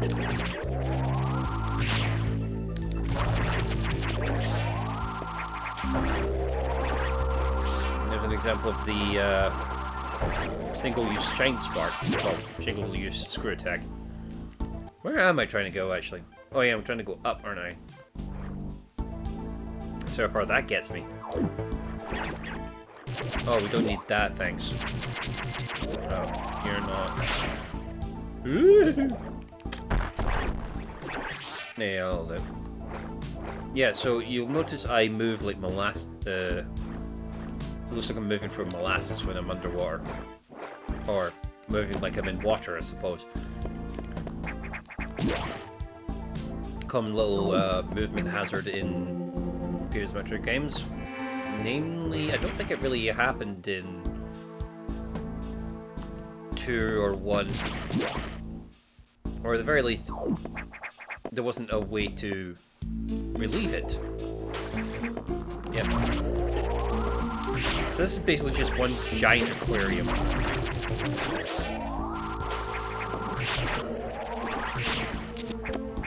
But you get the idea behind the station now. Like, it's got various habitats designed to house various life forms of differing kind of... Oh, hello. I'll take a free energy tank, no problem. Well, the problem is, someone has decided to put a bunch of debris in my way. Now I'm also realizing the irony of complaining about a game handholding you and explaining everything to you while I'm also explaining everything to you.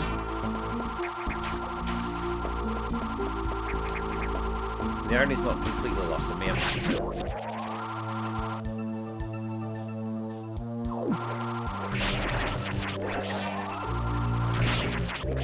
Now, there's a question for the audience. What would happen if, say, someone like Samus ended up in the 40k universe? Would she be kind of considered very similar to the Tau? Or, I don't think she's quite bulky and hard, archaic enough for a space marine. She looks a little bit too alien for her to be considered by the Sisters of Battle. A little bit too big and sort of ab-human, I suppose, to be considered a Imperial Guard. Yeah, she's not... She resembles human, and she is mostly human, but she has certain mutations which allow her to use the power suit. Well, what if it does not get explained? It's not in this way anyway. Oh, I'm already like half mutated with Metroid DNA, so I'm already kind of full of Xenos magics, I suppose. So yeah, I think the closest equivalent to what Samus is in this universe compared to say like 40k would be Tau almost. She doesn't quite have a battle suit. Well, it sort of is. Again, it's somewhat complicated. Oh, hang on. Wait, what was that? Oh, there's a secret. Hello, secret.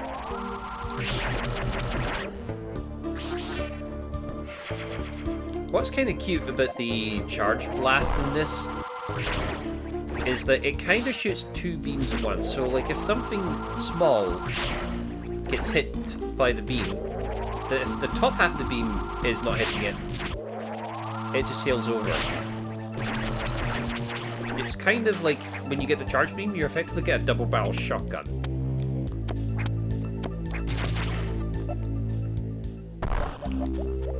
Oh well, I was kind of hoping that would let me through. No such luck. So the game likes to remind you over and over again. By the way, you can't move through water very well. So let's not get involved with water just yet. Oh, right, okay. There's a trap.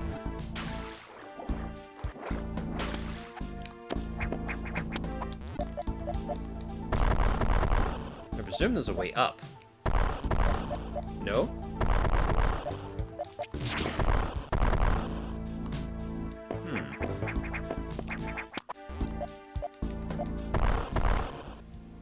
Have I been a dumbass? I might be being a dumbass. That's the way back.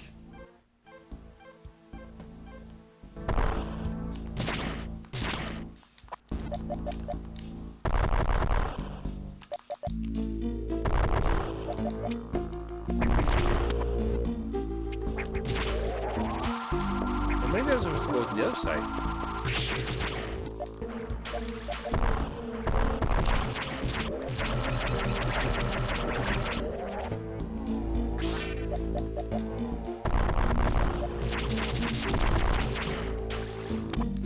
Well,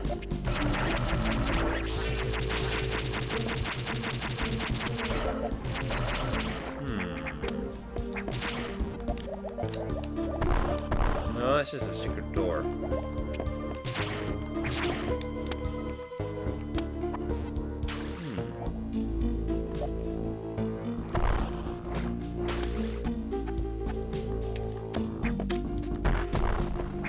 Yeah, we're for shop.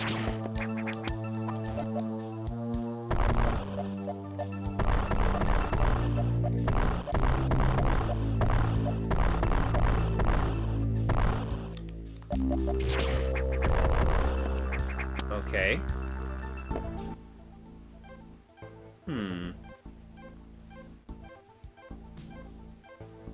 Interesting. Can't really go anywhere else at the moment.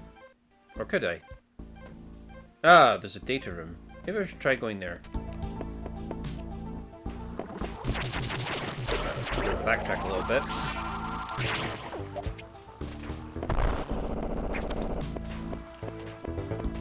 I love being able to just claw on the scramble on the ceiling. Crawl on the ceiling.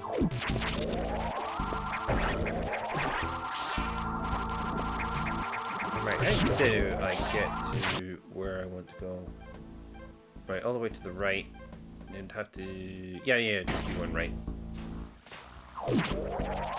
Oh, no, no, no, no, no, no, no, no, no, no, no, no, no, no, no, no. That must be the kindest electrical shock I've ever had. Right.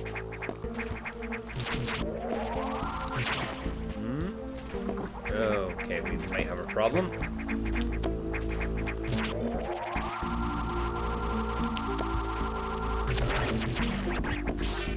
We may have a very big problem. Unless...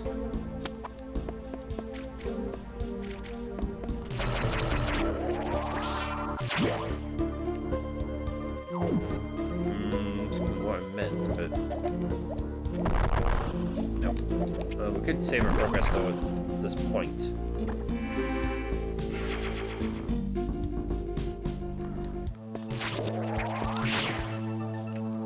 Let's go. I think I was trying to maybe try a bomb or two down here.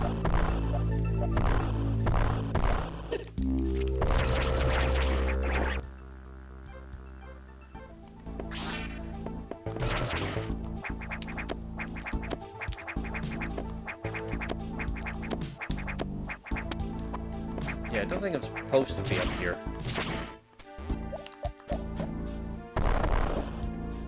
See, I want to check something.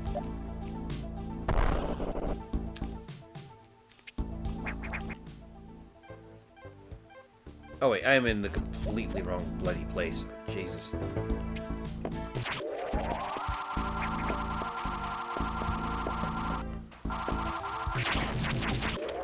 Nope.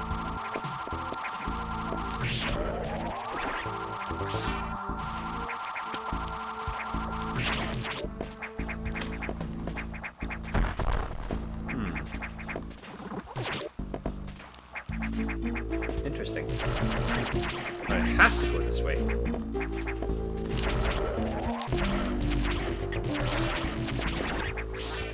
I must have missed something earlier. Something really obvious.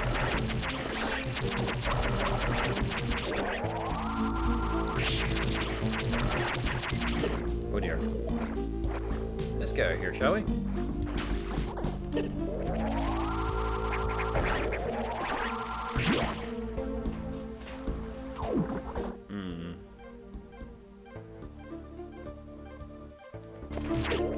I do believe I'm stuck. I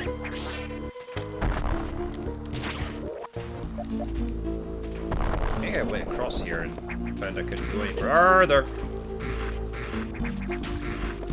Ow. There's like a weird bug where if you press a certain direction while jumping, it cuts your jump short. Like stops all upward momentum. Oh, this is where it came from. No, This does look right. Oh, hang on. Maybe I need to go this way? No. My destiny lies in this part here. Ooh, hang on.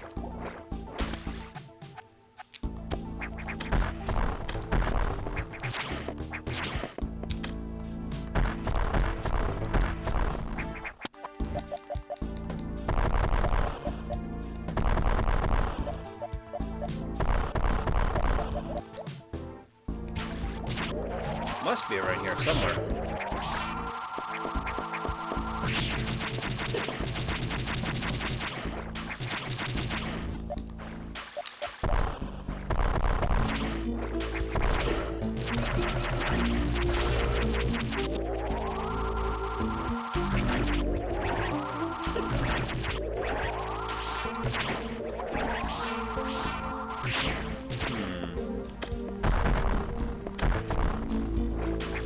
I'm gonna be really bloody annoyed if I'm completely stuck at this point.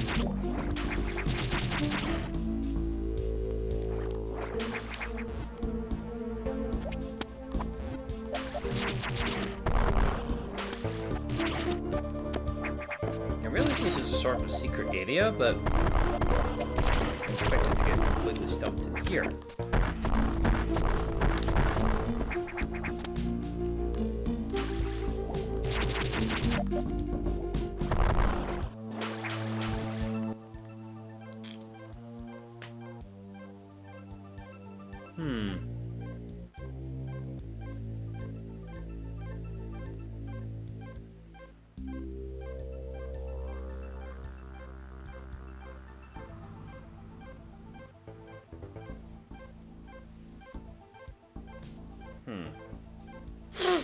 Pardon me.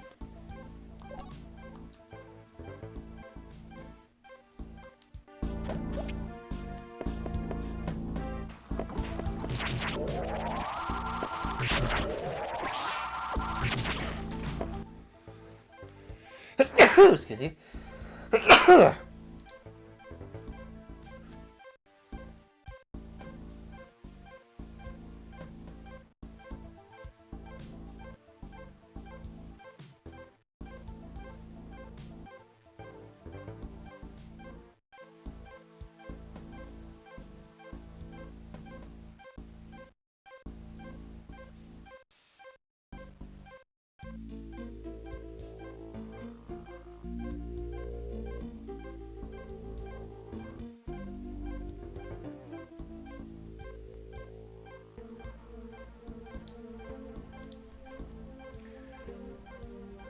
Let's try that again, shall we? Right, it's clearly a secret area, but it's supposed to be there yet.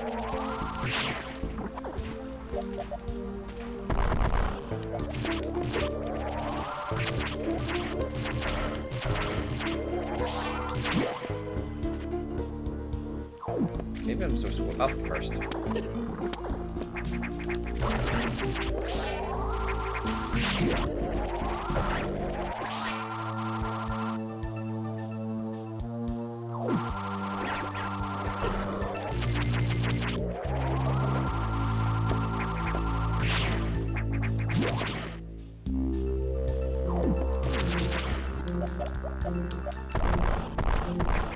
Worth a shot.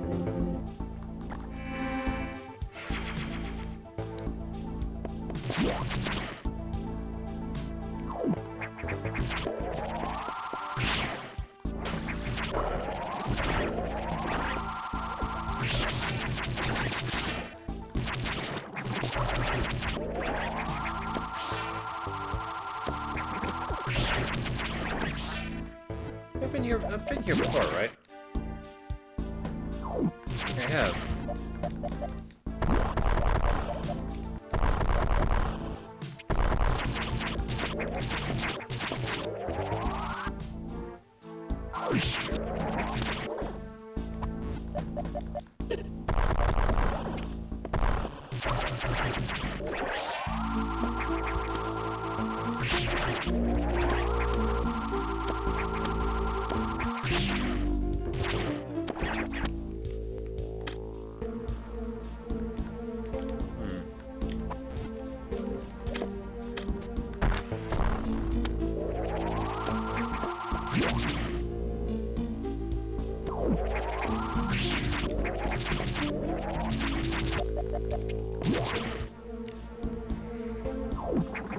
Let's go another way.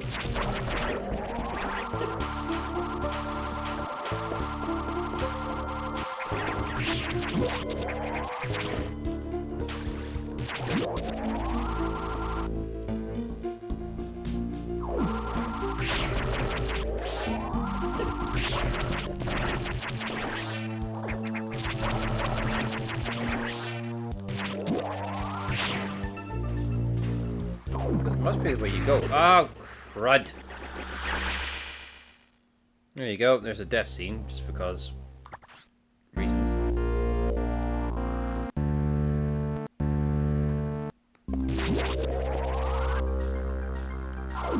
Hopefully we're not terribly far away.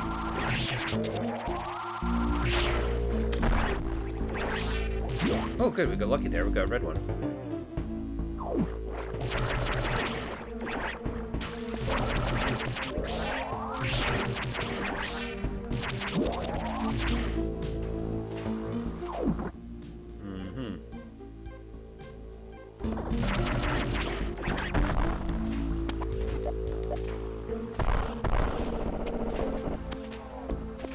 Now, we don't have a lot of options, really.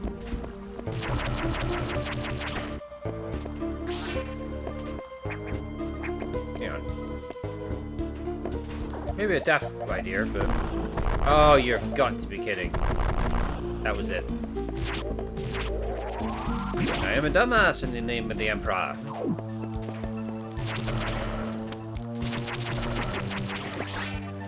Right, okay.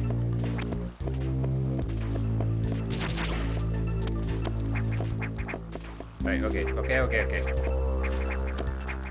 Can we go any further up here? No, we can't. We can't go this way, though. Ah, here we go. We can possibly get rid of the... Can we get through here? No, I can't.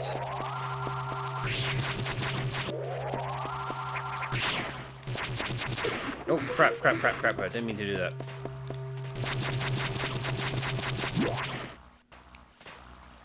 Nope. Up it is.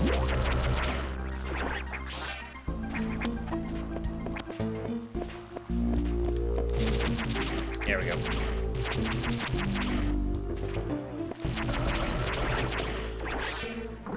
In case you're wondering what those blocks were, we don't have the ability to get through that yet.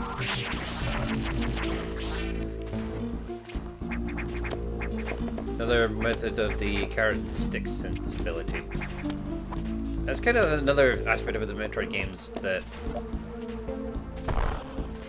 could be the sensitive appeal, because it does kind of give you a little bit of a carrot and stick kind of approach. Like, you'll see a path before you, like a door beyond an obstacle, and you want to go there, you want to explore it, but you can't. And then later you'll get an ability to kind of give you an idea. Oh, by the way, you can squeeze through small gaps now. Oh, cool! I can do this now. There we are. Boss time. No. Well, this is unfortunate. Or fortunate, depending how you look at it. That was Cetus, the monster that the computer Adam was talking about. It seems someone has beat us to it. That can't be good, Double D.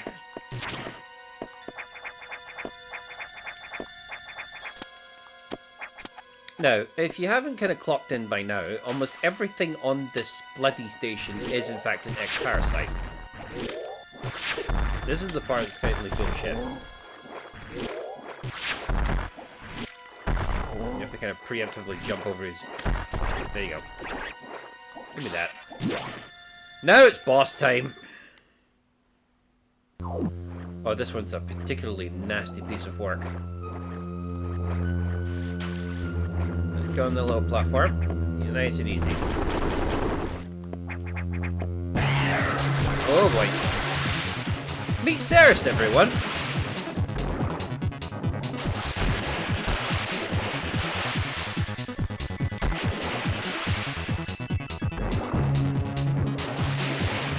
Oh, dang it.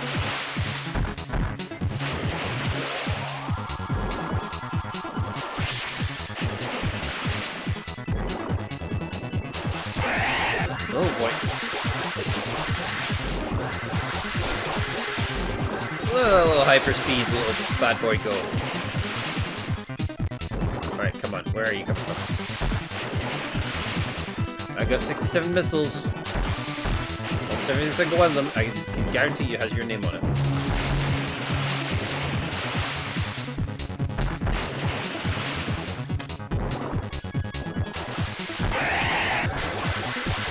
Oh boy. I can stay up here for a bit, couldn't I? Maybe?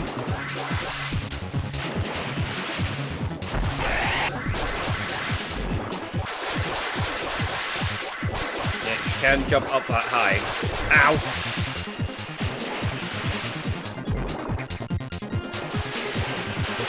Dang it. Oh, cool, that was a lucky shot. Ow! Ow! Right, it's getting weaker. Oh, you little... Come here.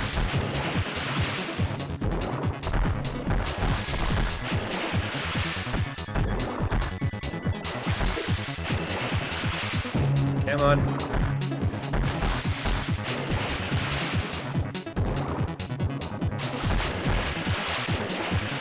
I can do this. Oh, come on. Ah, cool.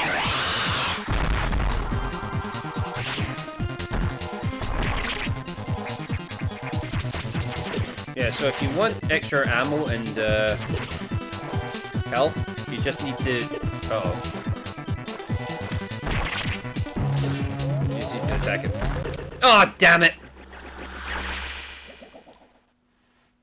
Speed boost.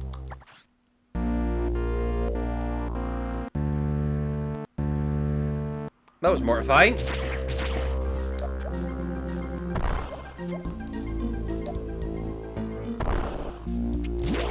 Let's try that again, shall we?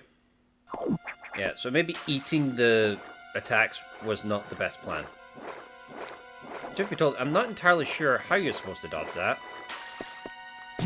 Evidently some people do, because they play this in like slightly higher difficulties and shit.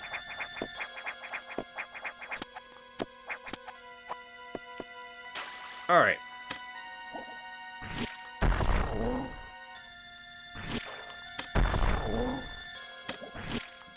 Oh, nice. All three just eye open.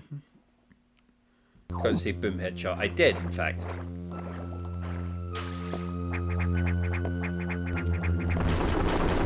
Alright, motherfucker. Let's do this again.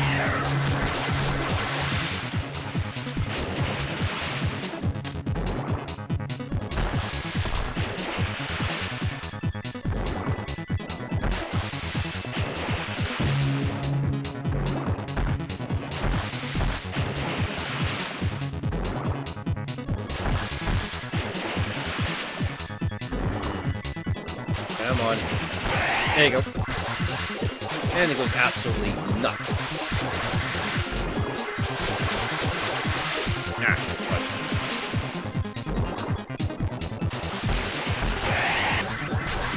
Ow. Probably the best tactic is just to stay hidden like this.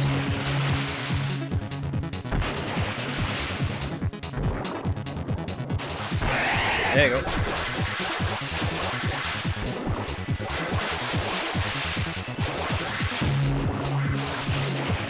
Oh, damn it. No, I want to get out of the water, please. Oh, he's actually, like, coming out of the damn walls. The last thing you need is for him to knock you into the water. Ow. Ow. Ow. Right, he's only down to his last remaining health.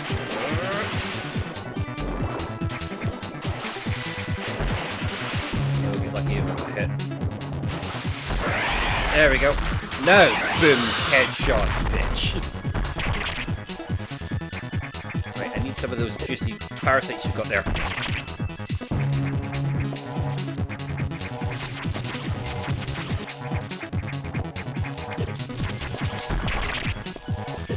Damn it.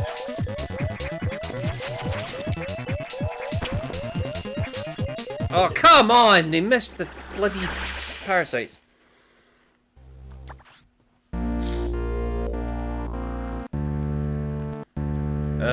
They really do say about the curse of the stream.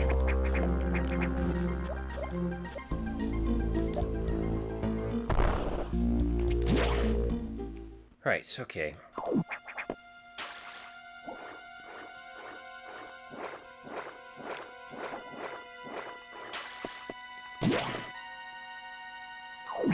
On the bright side, at least I went and got the energy tank before coming here.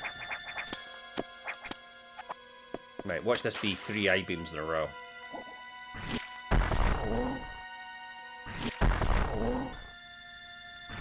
Nearly got away with it.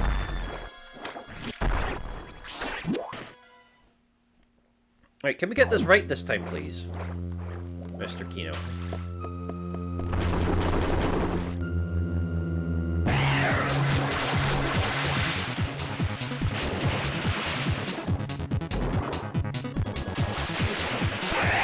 Alright.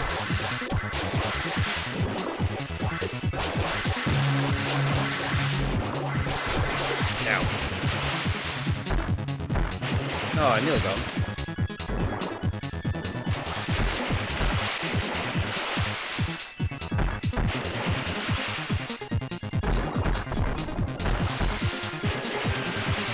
Come on.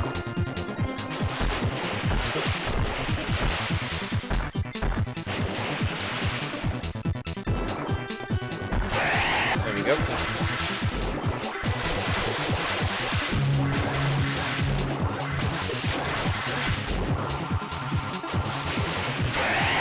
Maybe using the beams a little bit easier.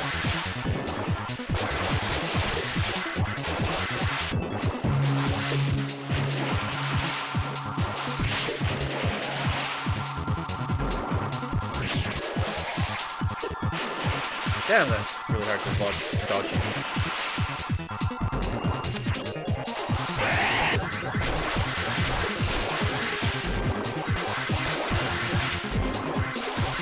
Down. Oh, this is worse.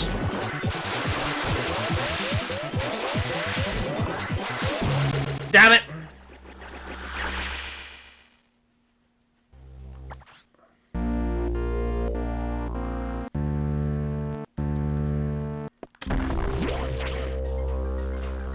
Oh, I went the wrong way. Damn it. No, I didn't need a missile after all.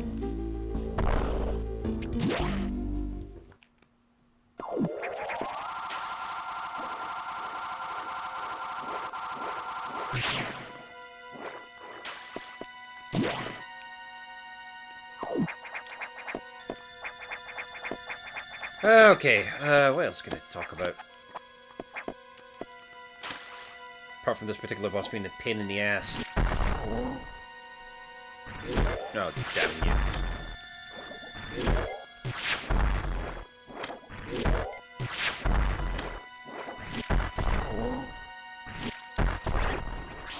There we go. Right, I don't know if there's a particular tactic that kind of guarantees success with this thing. I used to be able to beat this thing the first time. Oh, no.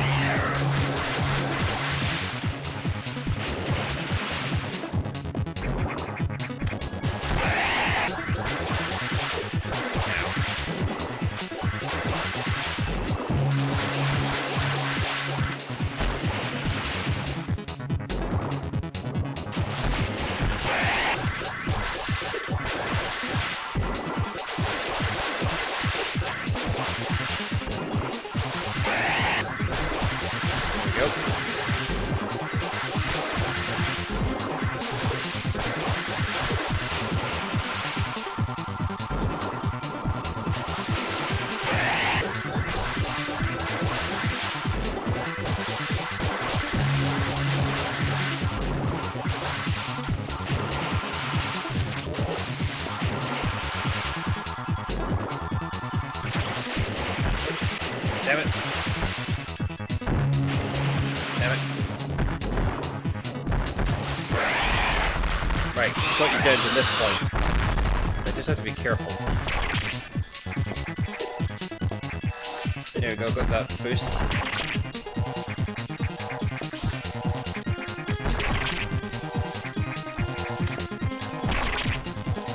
Come on, one more. Gotcha, you son of a bitch. Gimme. Speed booster power regained. Run until speed boost begins. Now, anyone who's a Metroid fan will be very excited around about now, because now I have the ability to go basically Yeah, I can become the Flash. And a much cooler version, if I might add. Get me the hell out of here. Right, okay, so in previous games you actually had to press the run button and then continue to hold the run button as you built up momentum. In this game, you simply just have to walk until it activates. Like this.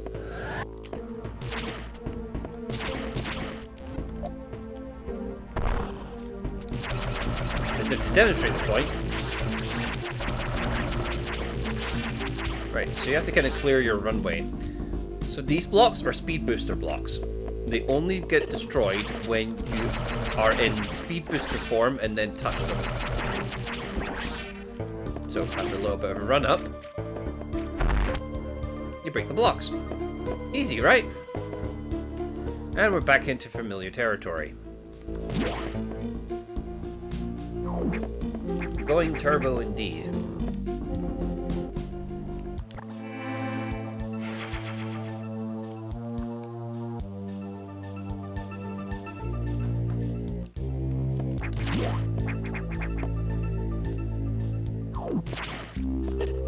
Yeah, I can in fact do a speed booster run here, I think.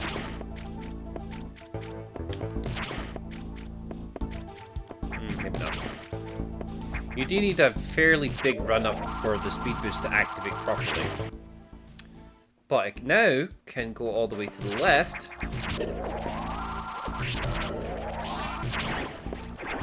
Which I'm going to have to do. So I can't get out any other way at the moment.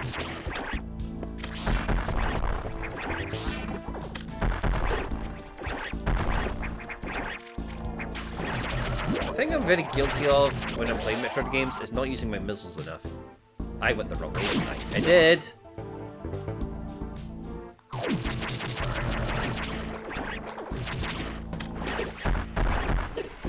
Dang it. Bad case of the crabs. Yes, I finally caved and made that joke to me.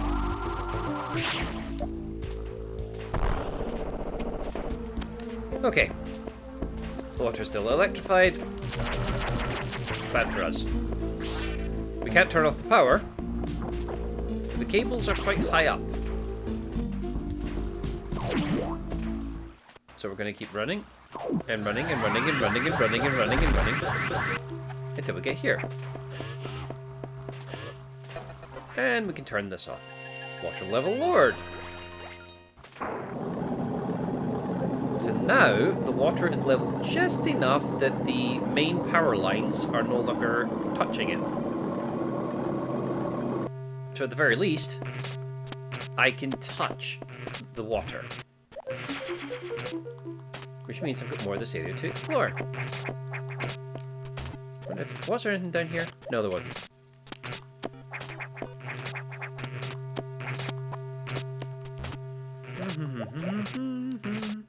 There we go. And of course, the speed booster doesn't activate if you're hampered in any way movement-wise, like, say, water. So to demonstrate the point, there's the power cables there.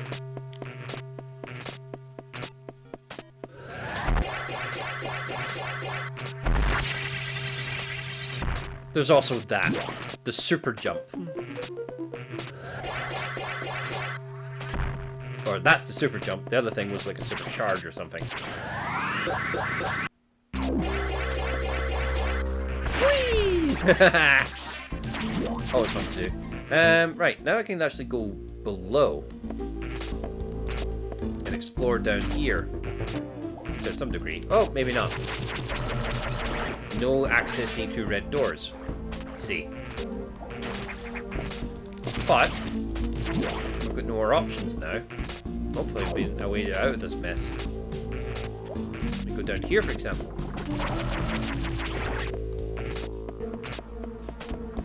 Nope. Nearly got to run up. So it's like a couple of seconds. Oops, didn't mean to do that. Now there's a little trick you can get to do later on in the game. So if you do the sideways super jump, you can in fact trigger... if you do the sideways super jump, and then hit a slope, you start a new run, which you then charge, and then do that. And you can keep doing this infinitely, so long as you side jump into a slope. This will be important information later. Ah. Okay, that didn't work. Alright. Ah, crap. Right. Come on. Oh, frick. It's almost a full screen length you need to do. Here we go. Woohoo! But there's a power up down there, but I don't know how to get it. Oh, maybe I do.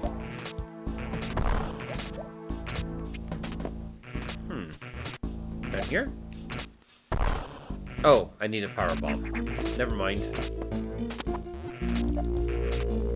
Basically, you'll find a block that has the symbol of the weapon you need to destroy it with. Oh, hello. Now, that's a little puzzle to... The doors wouldn't open until you encountered that enemy doing the evolution trick. It's almost to teach you that there's going to be puzzles involving you manipulating the X respawns to do stuff like that. Right, I can get out of here, or I can go here.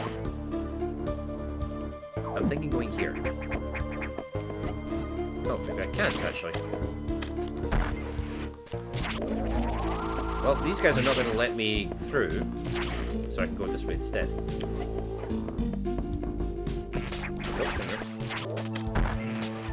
Oh, you mother...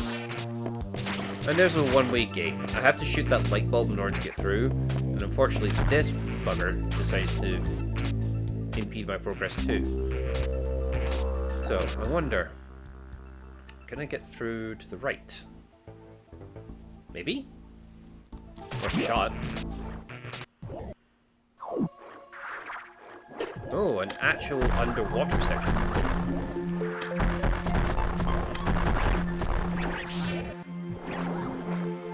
This may have been a bad idea. Oh! We can't get through here anyway. Damn it. Guess the figure to try and go this way. Generally speaking, it's usually a good idea to avoid underwater sections as much as possible, because, as you can tell... Never mind! Even that's stopping me. Okay, so I'm not supposed to be here yet. I'm supposed to just get the hell out. Message received and understood. You see what I mean about the sort of linear nature of Metroid Fusion? It does get slightly aggravating in moments. Wait, is there a path up this way? Or was there another one? Yeah, there was another one of those things. It does get aggravating when you want to just go places, explore new areas, but you're kind of funneled into a particular path. Let's get recharged. Okay.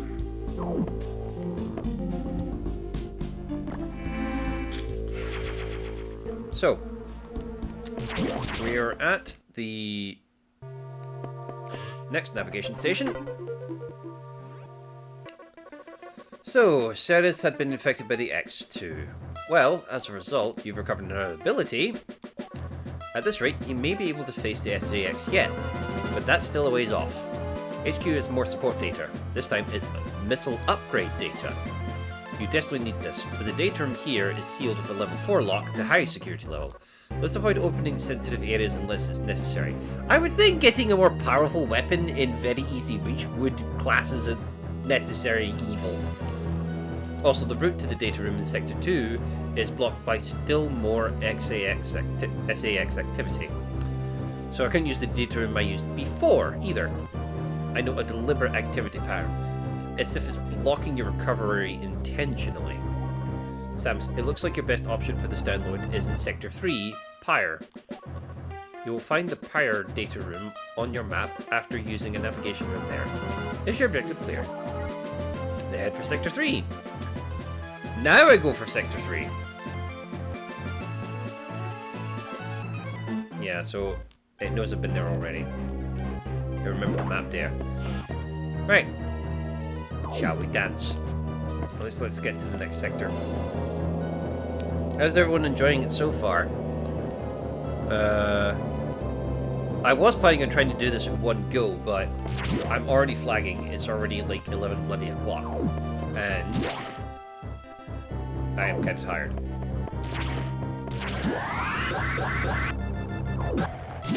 Oh, didn't mean to do that. Okay.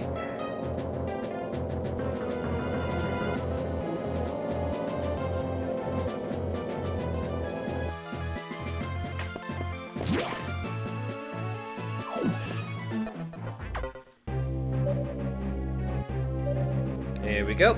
New area, new problems. Thankfully, the X have not invaded this area yet. The data room here is sealed by another security hatch. Gee, you think? In order to download, you must find the security room here and activate level 2 hatches. This may allow the SAX and X parasites into the area, but we're left with no choice. Your recovery is our main goal. The data room is here. As I explained, security rooms can't be shown on the map. Be careful, Samus. You'll see very violent organisms here. And avoid the ultra-heated areas. Your suit can't take such high temperatures yet, but we're working on it. Level 2 hatches are green. Release the lock and proceed to the data room for download. The super missile data is ready. Your firepower will triple. Is your objective clear?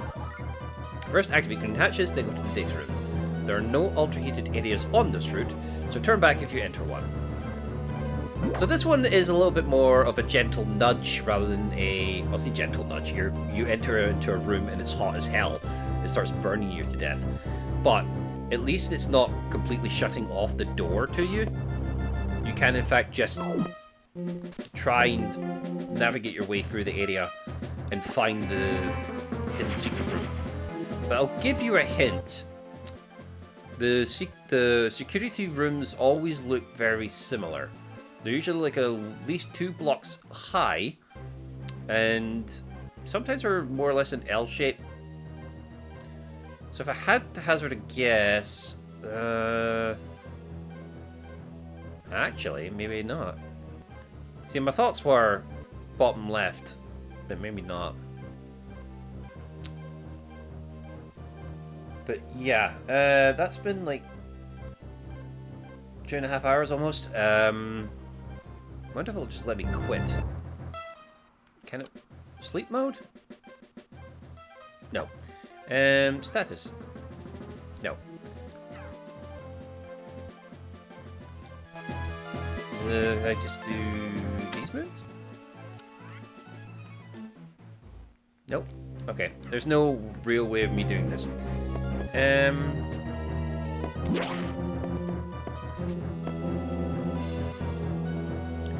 Okay. So this might be a good place to call it at the moment. Unfortunately, I couldn't do this in one night like I did last time. I can't even remember how long it took me to do Super Metroid last time. But this game is a little bit more like it's deliberately paced to kind of add to the tension, to kind of add to the atmosphere. I still like this game, don't get me wrong. I just think Super Metroid is superior. Fight me. As to what I think the best Metroid game is, that will take a longer discussion than I'm prepared to do at this particular time. If I stream again, I might pick up this where I left off and carry on from there. It would be kind of fun idea to do. Whether or not I finish it in the next stream, who knows? But so far, yeah, this has been kind of fun. I like going back to old games that I played and gushing about them. It's kind of therapeutic in a weird way. But I think tonight, though, this has been good enough. So yeah, let's call it there. So thanks very much, ladies and gentlemen, for joining me tonight, and I hope you enjoyed the stream so far and watching me fail miserably against the boss several times over. I'll be back again at some point when I've got time.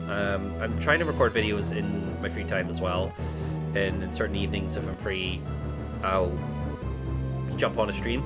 I might jump into other people's streams though, most of the time as well. I like catching up with my friends and stuff like that. But hopefully I won't be too long before I stream again, and when I do, hopefully you'll enjoy what I have to offer then. If you guys have got any suggestions for what you want to see me stream next, I do have a variety of games. Feel free to suggest some in my Blue Sky account. I'd be known as Kenotics on Blue Sky. Just look for the weird pigeon man. I'm also on YouTube, youtube.com/Kenotics. Feel free to join some of my friends like Deus Blackheart, Deus_Blackheart, Twitch.tv. Also my old man Dargo, good friend of the channel, as well as Bebob McKenna, or Bebob McKay. I think that's his YouTube/Twitch handles as well. You'll be able to find him. I think I've linked him in a couple of times in my latest videos. Feel free to give him a follow as well. But for now, folks, I think that will do us for today. I have been Kenotics. This has been Metroid Fusion. And I shall see you next time. Ta-da for now.